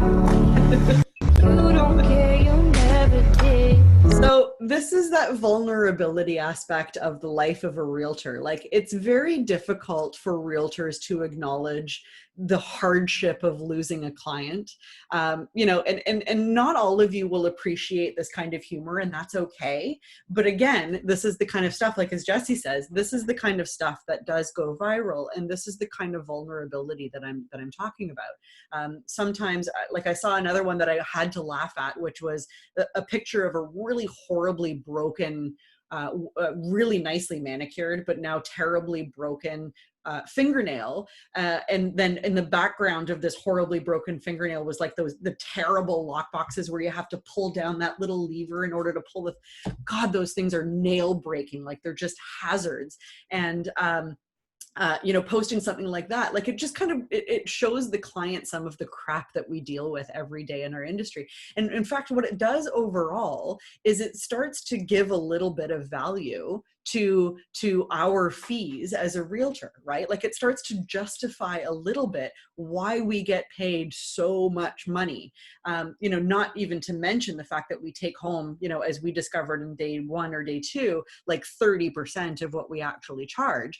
But, you know, it's not just walking around and putting a key in a door and opening it up and turning on a light and going here. There's so much more to that. It's broken nails. It's standing outside in sideways snow. It's having a client that you've shown 49 homes deciding to wait a season, or maybe not even buying at all. Like, being able to explain that kind of stuff to the internet, to your prospective client, really humanizes you and makes it a lot easier for somebody to call you and identify with you when it's time for them to get a realtor. Once fired a client that wasn't reasonable. Yeah, I mean, you know, hopefully we all get to a point where we're able to selectively pick and choose our realtors, and being able to say to that person who saw 50 homes and never chose to buy anything for no other reason except that they are full on labeled on the chest label tire kickers, being able to say, I'm not going to show you any more homes. Thank you. Best of luck. Being able to say that, man, it becomes a relief. It becomes a weight being lifted on your shoulders, not to be desperate for that person to buy a house so that you can bring home a paycheck. And that's, again, what you guys are striving to achieve here.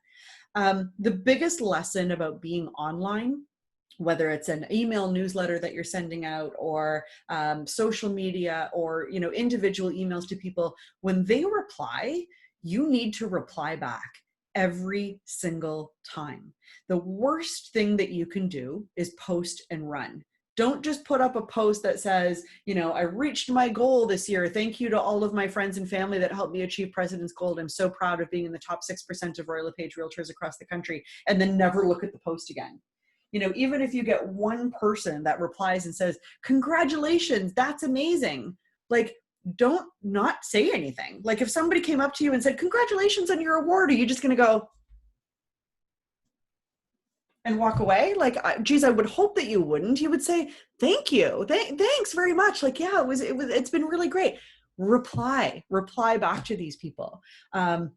It's really important, at the very least, drop a heart emoji as a reaction to their comment, and then make yourself a note that if they've taken the time to go out of their way to reply to your post, or like, hey, thanks for the content, or thanks for sharing the information on what the Bank of Canada rate did at its last change, or something like that, then one thing that you can do is make a note that they took the time to comment on your post. And then at some point over the next 2 weeks, make a point of going out of your way to visit their profile and comment on something recent that they've posted. People don't put stuff on the internet hoping that nobody's going to say anything. That's not why they do that. People put stuff out on the internet because they got something to say and they want you to hear it. So if you're going to take the time to comment to them, then that's going to increase your algorithms, meaning the next time that you make a post, it's going to show up on their feed, and they might be more inclined to reply back to you. And then you're organically developing this relationship to people. Janine, I'm guilty of that. My kids have taught me to respond. Absolutely. Why would you ever just throw something out on the internet and then turn around and walk away and not see how it did, and not see how it performed, and not use it as an opportunity to engage with people? The biggest revelation that a lot of people have is when I say, when you come across a client that you helped buy a house 5 years ago, you haven't spoken to them in 5 years because you're terrible at following up. We've all been there. We've all done it. And they happen to randomly show up in your feed that they're pregnant with their third child, and they've posted their pregnancy announcement. We're so excited to announce that we're pregnant with our third child due May 2021. And you keep scrolling. Like, is that what you do? You scroll. Why would you do that? If they came up to you and they said, wow, it's been so long since we've seen you. It's been 5 years since we bought our house. I'm so excited to tell you that we're expecting again. Are you just going to go and turn around and walk away? No, you'd say congratulations. You might grab their hands. You might give them a hug if it were in a different, universe than COVID, and you would congratulate them warmly. If you don't want to put something publicly on their post because they've got 400 comments of people saying congratulations, congratulations, congratulations, and you want to make it stand out, send them a private message. Send them an email, send them some kind of engagement. Heck, if they're an A client in your database and you're embarrassed that you haven't spoken to them in 5 years, send them a small gift in the mail that says, congratulations. You're not being creepy. They put it on the internet for you to see. And the biggest shocker that I think that people can learn from that is, don't post and run, and don't scroll when somebody has something important to say. Take a minute to stop and comment. It's the most important thing you can do to develop those relationships. It's your age and not knowing the social media etiquette.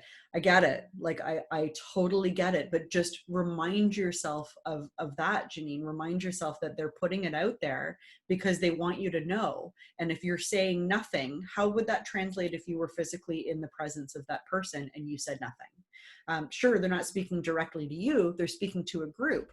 But even in a group of you standing with 100 people, they get up on stage and they tell you that they're having a baby, and you're the only one in the audience not clapping. You're maybe one clap or one, person of applause out of 100 people, but the fact that your applause is there is heard and it is noticed, and make sure that you're doing that. So for those of you that aren't active on social media, maybe you need to schedule the time in your business plan. Maybe you need to say every Tuesday and Thursday between the hours of 1 and 2 o'clock in the afternoon, I'm going to spend some time checking out my Facebook feed, and I'm going to see what's happening, and I'm going to engage with people. You don't have to do it every day, but making sure that you're doing it somewhat regularly, at least once or twice a week, you will see a difference in the growth of the relationships that you have with your audience, and therefore with your ideal client. The idea of getting into hashtags and all that kind of stuff. I mean, if you're already there in terms of your knowledge and your awareness of the industry, great. But this isn't a place for me to give a total lesson on hashtag use and exploring new ventures. But again, I will say, if you're interested in seeing what TikTok can do for you, just create a TikTok account. Don't post anything. Add the hashtag realtor and realtor life like this person has done, and then search that hashtag and watch some of the things that are shown. Sometimes you're going to get stuff like this where you're like, that's not for me. That's not the kind of realtor I am. And you scroll past it. What else is here? Look, somebody recreated that viral post in an effort to get more views on their own. Nothing wrong with that. They're not stealing anything. But they've probably reached a significant audience base by recreating.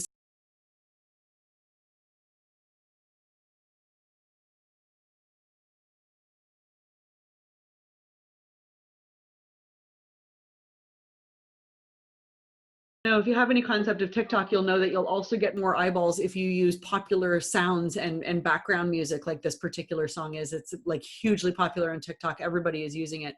But what a great behind the scenes view. So people are going to look at that and go, I had no idea how those doors opened when they did videos. Look at the hard work that goes into this. You've got a guy in a nice suit laying down on the floor of a house, opening a door just to get that right shot on a video. How amazing is that? This is the kind of stuff that you guys can think about recreating and putting out on social media. Learn how to spell. Yeah. Really. I mean, learn grammar altogether. Really, I totally agree with you there, June. But again, I think that the TikTok world cares less about the fact that he missed an L in that word and cares more about what he's actually put out there on the internet. Again, it's knowing your audience and being able to entertain them properly. So that's what I want to say about social media. Somebody to follow actually is this realtor. If you are getting on TikTok, she sells real estate out in Vancouver. Her name is Ashley White. Her TikTok profile is at Ashley_realtor. And she does TikTok really, really well. She does a little bit of her personal life and, some of her vulnerabilities. She's just discovered that she was suffering from undiagnosed ADHD. And so her journey about, talking about that, which is a little bit of oversharing in my opinion, probably many of yours too, but it's really been able to help her identify a further niche audience that she's connecting with on a really emotional level. And she does great things about, talking about what's happening in Vancouver in the Coquitlam market. And she does it in a really trendy way that makes her audience, really connect with her. So she's somebody definitely to follow if you're interested in TikTok. Same goes for Facebook, Twitter, Pinterest, all of those things. Search the hashtag realtor, follow a couple of profiles, see what people are doing, and decide for yourself if it's something that you want to try to recreate or adopt into your own business, or something that you absolutely do not want to do at all whatsoever moving forwards. And of course, most importantly down here, show that you care, show that you're a real person. Don't just regurgitate Globe and Mail articles and monthly stats, because everybody else is doing that and it doesn't in any way set you apart or provide any provisions to your prospective audience.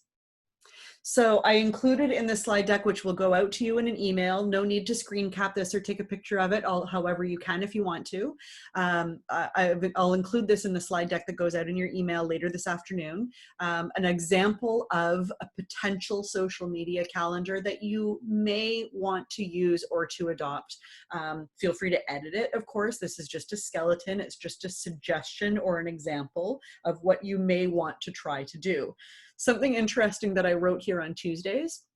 On Tuesday morning, I suggested that you write 2 blog posts and to only post 1 that day. pre-preparing content for posting later can really be beneficial in terms of your time management. I myself am one of them, but there's a lot of really successful people, including Tom Story as another example, including James in the City, for those of you that follow James from our Johnson & Daniel division, will spend the better part of a day, a month. I spend one morning every 2 weeks where I won't book anything else, and I'll write blog posts that will have a future posting date. That way I don't have to worry about waking up every morning and feeling like I need to be creative enough to write new content. I can schedule it out. I can take notes. Oh, I want to talk about that in a future blog post. Write a note on a piece of paper or in my notes. And then when I sit down to be creative, I can create that creative environment and that mindset, and I can write 4 or 5 pieces of content and save them for posting later.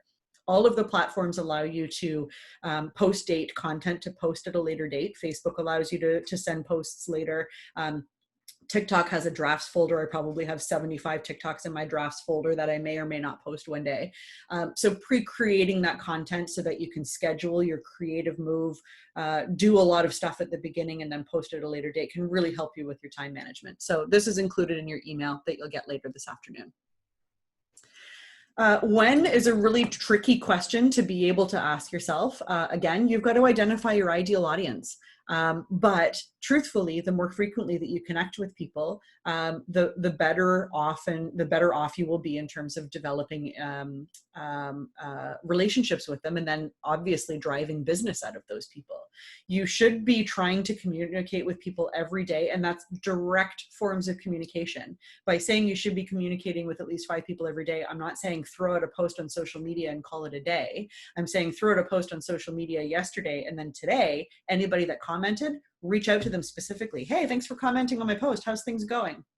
Again, it's not with the purpose of saying, hey, thanks for commenting on my post. Do you have any need for a realtor? You're looking to buy or sell soon? No. Nobody wants to be sold. It's not about that. I'm not telling you to go out and be a used car, door-to-door vacuum salesman. I'm not talking about that. I'm just talking about developing those relationships. Thanks for commenting on my post. It's been a while. How are you doing with COVID? What's going on in your industry? How is your industry? Like maybe they work in pharmaceuticals. How is your industry managing with the whole COVID pandemic? Like, learn things from them, and that can show your vulnerability and your willingness to learn, as well as your interest in them as a person, which means that when they are looking for help in the future, they'll be more inclined to call you. The meeting aspects, of course, is either virtually now or, depending on the safety precautions that both of you and the client want to be able to take. But you should be actively trying to have these kinds of meetings with your A+ contacts on a regular basis. And sometimes your A+ contacts, it is okay for you to say to them, do you know anybody that needs my assistance? And asking them for that business. And in that case, it can be okay to be able to do that. But again, you know your ideal audience better than anybody else. And everybody in your database should be hearing from you monthly, whether that's a monthly newsletter or something else that you are delivering out to them. A newsletter that I once suggested people follow, they're less regular at it than they used to be, but when they do send out information, it is still very valuable, is Richard Silver with Sotheby's in downtown Toronto. Silver Burtnick and Associates is his team now. He's phasing out his business, so we're hearing a little bit less for him in his monthly newsletter, but Richard Silver has a newsletter. In fact, you can subscribe, I think, by going to the website, which is Torontoism. I think. Let's see if that works. True, yeah. So this is Richard Silver's website, and I think that you can subscribe to his newsletter here by entering in your, and I suggest that you do. They like having realtors as a part of their newsletter because they do work a lot on referral. Richard Silver and his team sell a lot of the luxury and extremely high priced property in downtown Toronto. They do a lot in the Bridle Path and that sort of area. His newsletter is fantastic, and I think that all of you could have something to gain in terms of seeing how Torontoism sends out their regular newsletter, because not only do they talk about the professional development that they as a team are participating in, but they touch on the personal lives and the personality of each of the people on their team with every newsletter. They talk about major life milestones, new children, family vacations, all of the things that they have done. Again, giving them a real human persona and perspective. Even though they're sending a net out there to faceless people, they're letting people into who they are as individual people. There's a lot to be learned from the Torontoism newsletter, and I definitely suggest that you guys subscribe to it. Okay, so the vast majority of realtors under communicate with their contacts.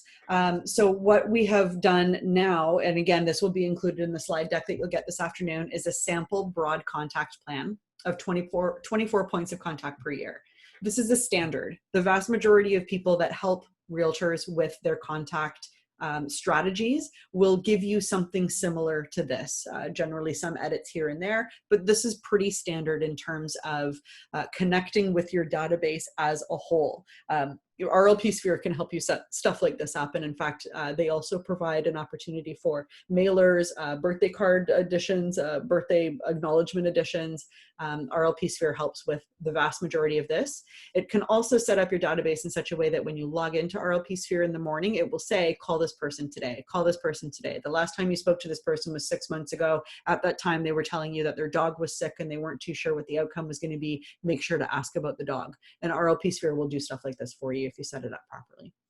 So that's available here for you in the slide deck. I've also included the 10 Days of Pain. 10 Days of Pain was created by a realtor in the States called, what's his name? Ben Kinney. And Ben Kinney is one of Keller Williams' top performing realtors, or at least he was for a very long time. Now he runs, I think, a few dozen Keller Williams brokerages across a number of states. And at one time, his team was closing over 1,000 transactions per year. 1,000 transactions his team was closing, and it was primarily conversion from online lead generation, from a website like RLP Sphere or Agent Locator, those sorts of Boomtown ROI. All of the leads that they generated from their online efforts went through this 10 Days of Pain conversion campaign. And religiously, like absolutely religiously, without exception, every single one of them went through this. And he claimed hugely high conversion rates and attributes the success of his business and his 1,000 transactions per year specifically to the 10 Days of Pain.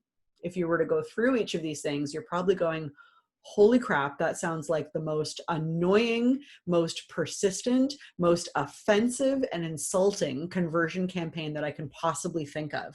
10 days, this, my friends, is the epitome of sales persistence.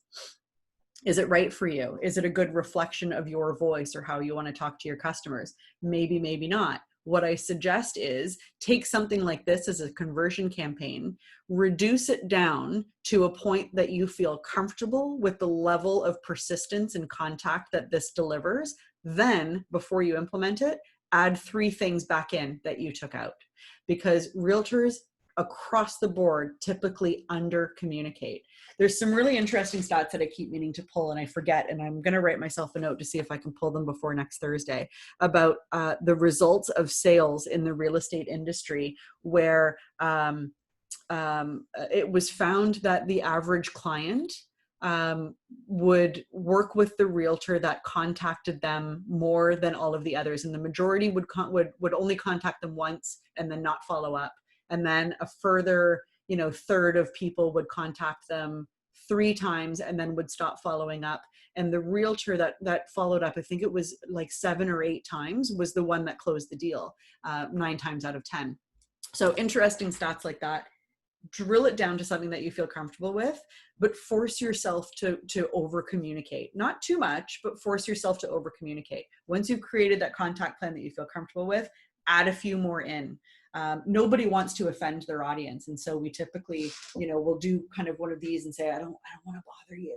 But you probably know yourself, you may get a monthly newsletter in your inbox every month and just go, oh, again, I keep meaning to unsubscribe to that and I don't. And that you delete it without even opening the email.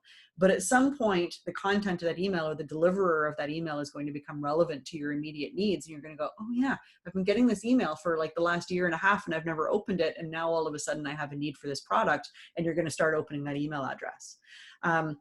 I feel that people don't want to be overly contacted. Is it just my impression? People don't want to be overly contacted, but they'll tell you when enough is enough. And what a consumer feels is too much contact is way more than your feeling of overly contacting people. Let me try and explain that a different way. When somebody feels like they're being contacted too much, that limit, that threshold of too much is generally higher than what you fear is too much. And this is like commonplace. Again, it doesn't apply to everybody, but it is commonplace in the real estate industry that realtors under contact and fear they are already over contacting. The consumer's threshold is here. You're probably here and could do with reaching out a little bit more often. Provide them with an opportunity to unsubscribe. Be open with them about, how am I doing? Am I reaching out to you too much? Is the content irrelevant? Is there something that you'd like to see me offer that I'm not? Do you want to hear from me less? Do you want to hear from me more? MailChimp provides a mechanism for your customer base to be able to choose that they only want to hear from you monthly or weekly or every day, so they can decide for themselves how often they want to be contacted from you. But the only way you're going to know if you're under contacting or over contacting is to ask. When someone says, I'll let you know when I'm ready, what I did all the time was say, absolutely, no problem. You let me know. In the meantime, I'm going to connect back with you again in 3 months, if that's okay. And I'm going to add you to my monthly newsletter just so that we can keep in touch that way. Typically they'll say, yeah, okay, that's fine. Very, very rarely are they going to say, no, don't send me anything. Don't email me. Don't text me. Don't call me. I'll contact you when I'm ready. And if that's the case, you can feel free to write them off because they're not your ideal audience. I've encountered a couple situations where I've never once received any sort of reply, good or bad, from a lead I contacted numerous times. All the time. Like, you guys need to be prepared that the average rate for online conversion or for cold lead conversion is like 1%. The vast majority of people you'll never hear from again. But there are always situations where you worked really hard for a buyer. Like, lots of times, like I had tons of buyers that I worked with. I showed them a couple of homes, developed a relationship with them, and then suddenly they ghost you, right? They stop returning your phone calls. They tell you they'll call you when they're ready, and then they disappear. And I always added them to my regular drip campaign where I wrote something and it went out to everybody, and then that was it. And then miraculously, 3 years later, you get an email or a text or a phone call from those people, and they're like, hey, remember me? Some stuff had changed for us, and now we're finally ready to get back on that bandwagon again and buy a house. And you're like, what? Like, I thought that person hated my guts. Like, they totally ghosted me. So the fact of continuing to drop something in their inbox, even if they're just deleting it without opening it, and you can see that on your conversion metrics that they're not opening your emails, doesn't matter. It just means that they don't need you right now. And everybody's busy and they don't have the time to say thanks, but no thanks. I've got other things on the go. I got 3 screaming kids in the kitchen that are about to pull the pot of boiling water off the stove. I don't have time to tell you that I don't have time to talk to you right now, or that I'm not ready to talk to you right now. And so, continuing to send them those little pings every now and then, every once in a while, you'll get a ping back. And if you don't, it means they weren't your ideal client. It comes down to know your audience. Absolutely. Every single time. Realtor in my hood that hits homes with flyers a lot. Someone posted in a neighborhood Facebook group about it, and the ensuing discussion was really eye-opening. Watch the groups and often gain insight into what's too much from the people themselves. Totally. Yeah, absolutely. 100.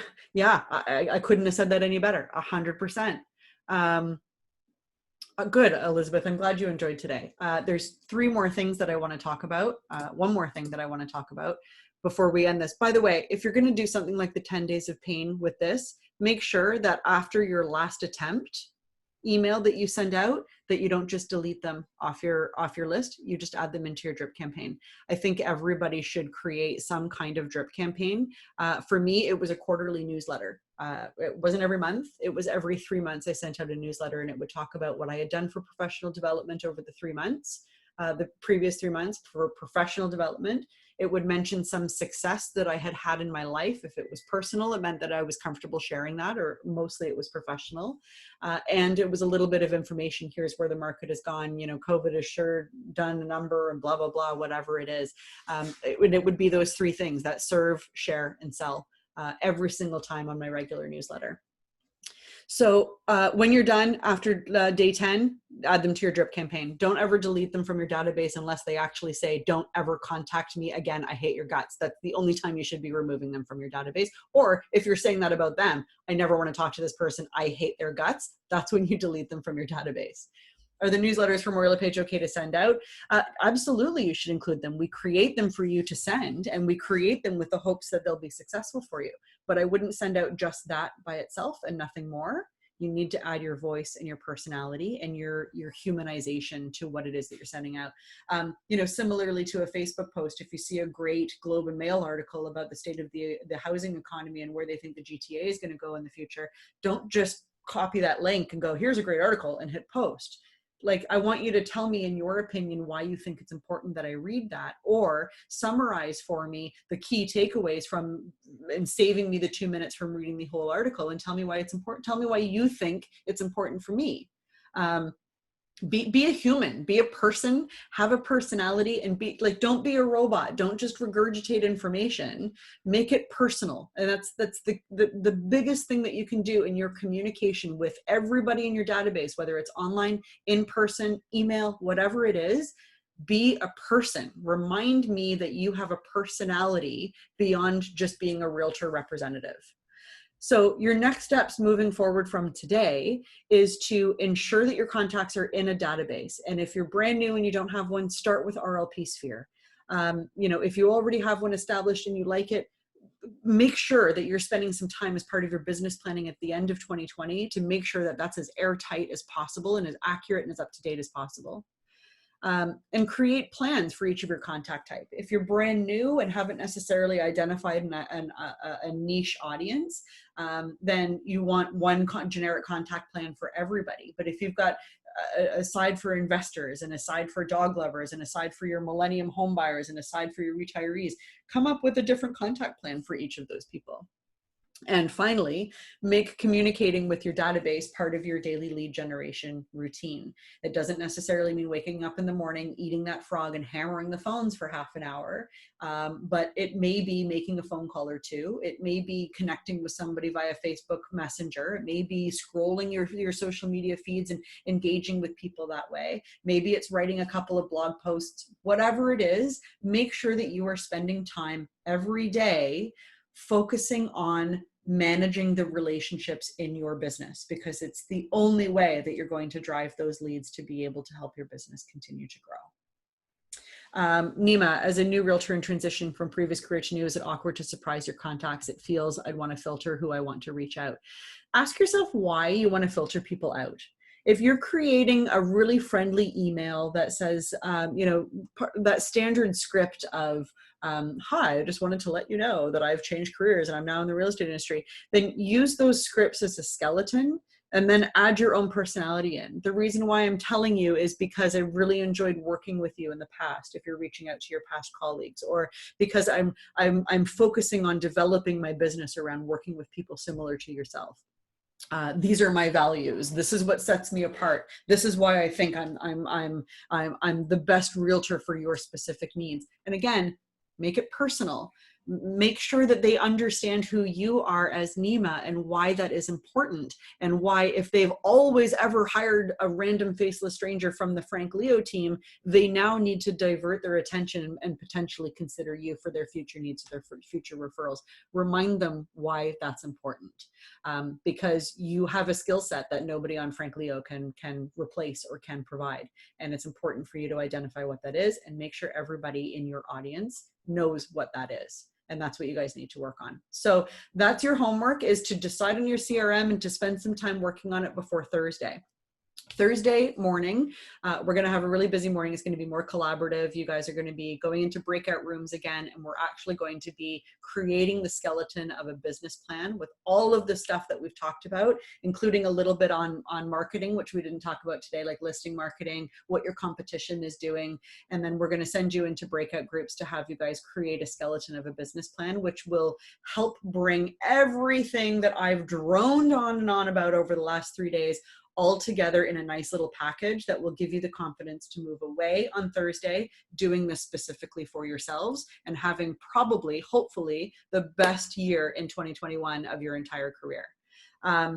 I had intended on ending a lot earlier today. So thank you guys for sticking with me. It was great to have you all back this morning. I really appreciate it.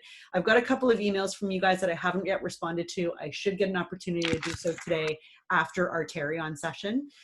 Thank you guys very much. I'm here for another couple of minutes. If you guys have anything that you want to unmute yourselves to add or ask, I'm here for a few minutes. And if not, you can feel free to leave our session for this morning. Make it a great day. Happy Tuesday, everybody.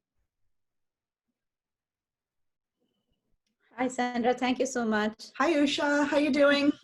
Good, good. I just wanted to know the CRM, do we have to have a certain number of contacts to start with, or how does it work to put in your contacts? No. You can have one person that you put into your CRM, Usha. It doesn't matter. It's you can get started with one. You can get started with 50. I generally encourage people to take a piece of paper, like just a blank piece of paper, and sit down with a glass of wine or whatever guilty pleasure you have, and just think in your brain everybody you know, and just write them down, whether you want to market to them or contact them or not. Write down everybody you know, and then put them in there. A great way to fill holes in your database is as you start to enter them into your database, 1, 2, 5 people. If you don't have a home address, a work location, an email address, a cell phone number, and maybe a landline, use it as an opportunity to contact those people and say, I'm doing some business planning.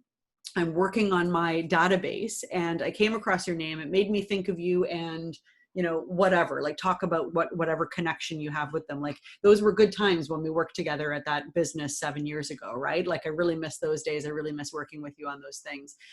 Anyway, as I came across your name, I realized that I'm not sure if the phone number that I have for you is up to date. Is your phone number still 416 blah, blah, blah?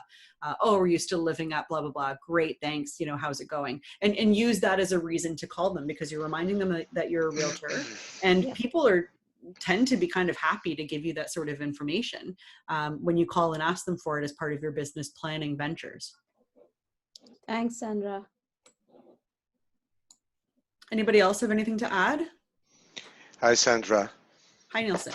I just wanted to because I was with a Smart Studio, Royal LePage. So then KV Core, they offered to do to take the contacts and transfer to the, so this is a mess, by the way. You have to go through every single contact and relabel, redo everything. So just to let you know. The other thing is, so if somebody is new and doesn't have any database set up right now, you can also import from your Google contacts, your Facebook, everything like that. So it can be done, and the KV Core will help, in theory, to do that, just to let you know. Yeah, thank you for that. I think it's important to note that it's hard to move out of any database and into any other database. So it's not exclusive to RLP Sphere or KV Core.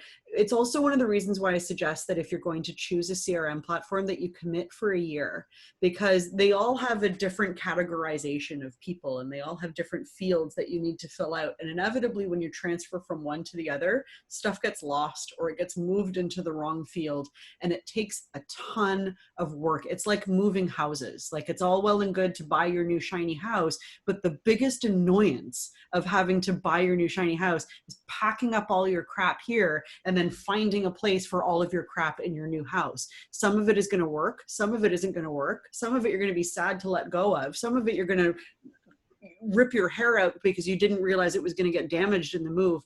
It's very similar to that. So when you commit to a new CRM, be prepared to commit, because moving can be very, very difficult in many cases.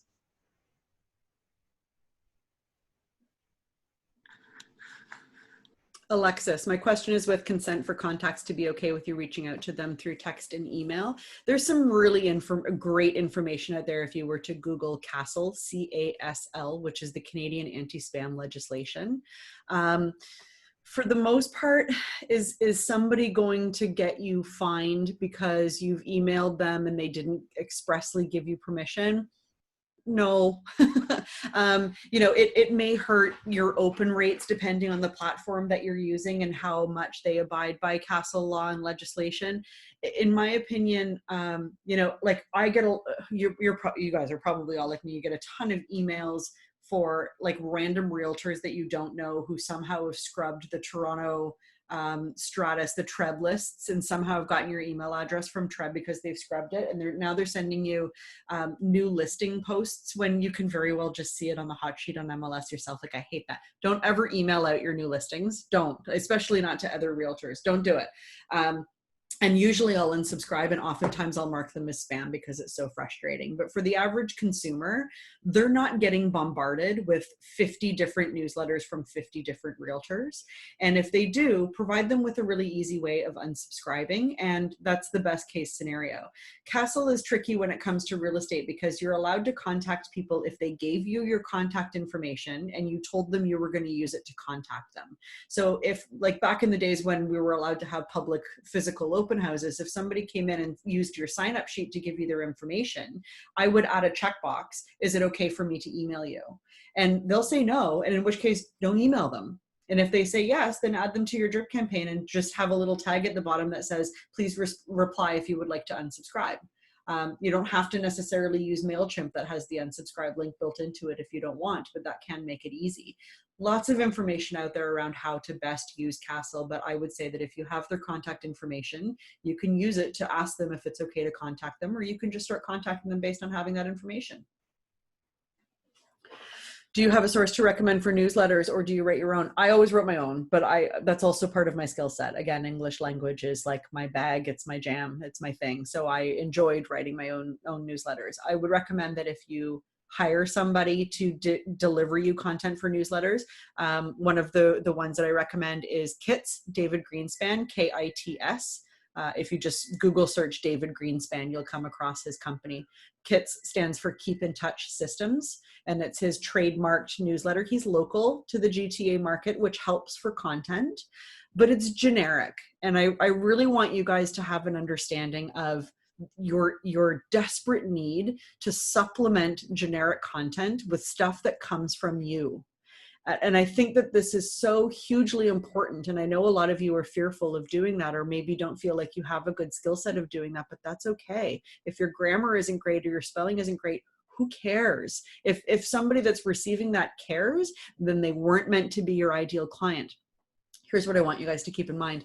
If you're a consumer and you're receiving this professionally written canned content, generic canned content, you know, scripted emails that are written by somebody else, social media posts that are written by somebody else, like for years and years and years, and then I'm a consumer, I've been receiving all of this from you, and then I call you because I have a need for your services, and you don't talk the way that your emails were written, you don't speak the way that your social media posts indicated that you spoke, I'm suddenly going to be, you know, not necessarily trusting you because you're not an accurate reflection of the stuff that you have been putting in my inbox every day. So you have to make sure that some aspect of what you're putting out, while you can use generic stuff to give you fodder to write about, needs to somehow come from your voice, spelling mistakes and all, grammatic errors and all, English as a second language, you know, being interjected into the stuff that you're giving out because it's part of who you are. And it's important for those people to hear that and see that from the content that you're putting out. Jermaine probably has something really impactful to say here. Bringing it back to an earlier conversation, worthiness was a huge hurdle to come to grips with. Coming from a perspective of scarcity, it took a while to figure this out. So to parrot what I said earlier, my opinion is that this is an absolute priority before trying to identify your ideal client. After that, it's gravy. 100%. That's the hardest part for a lot of people to be able to do, is to understand why you are worthy and to understanding your value as a person. You know, we see those romantic comedies all the time, the movies and the TV shows of people that say, nobody can love you until you love yourself. And it is absolutely 100% true. Identify your value and what makes you awesome, because each of you have that. And then everything else will be easy because you'll understand immediately who you identify with.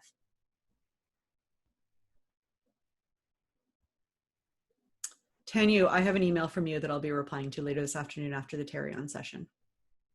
So I've got you covered. Great, thank you. My pleasure. Is there anything else that anybody wants to add today?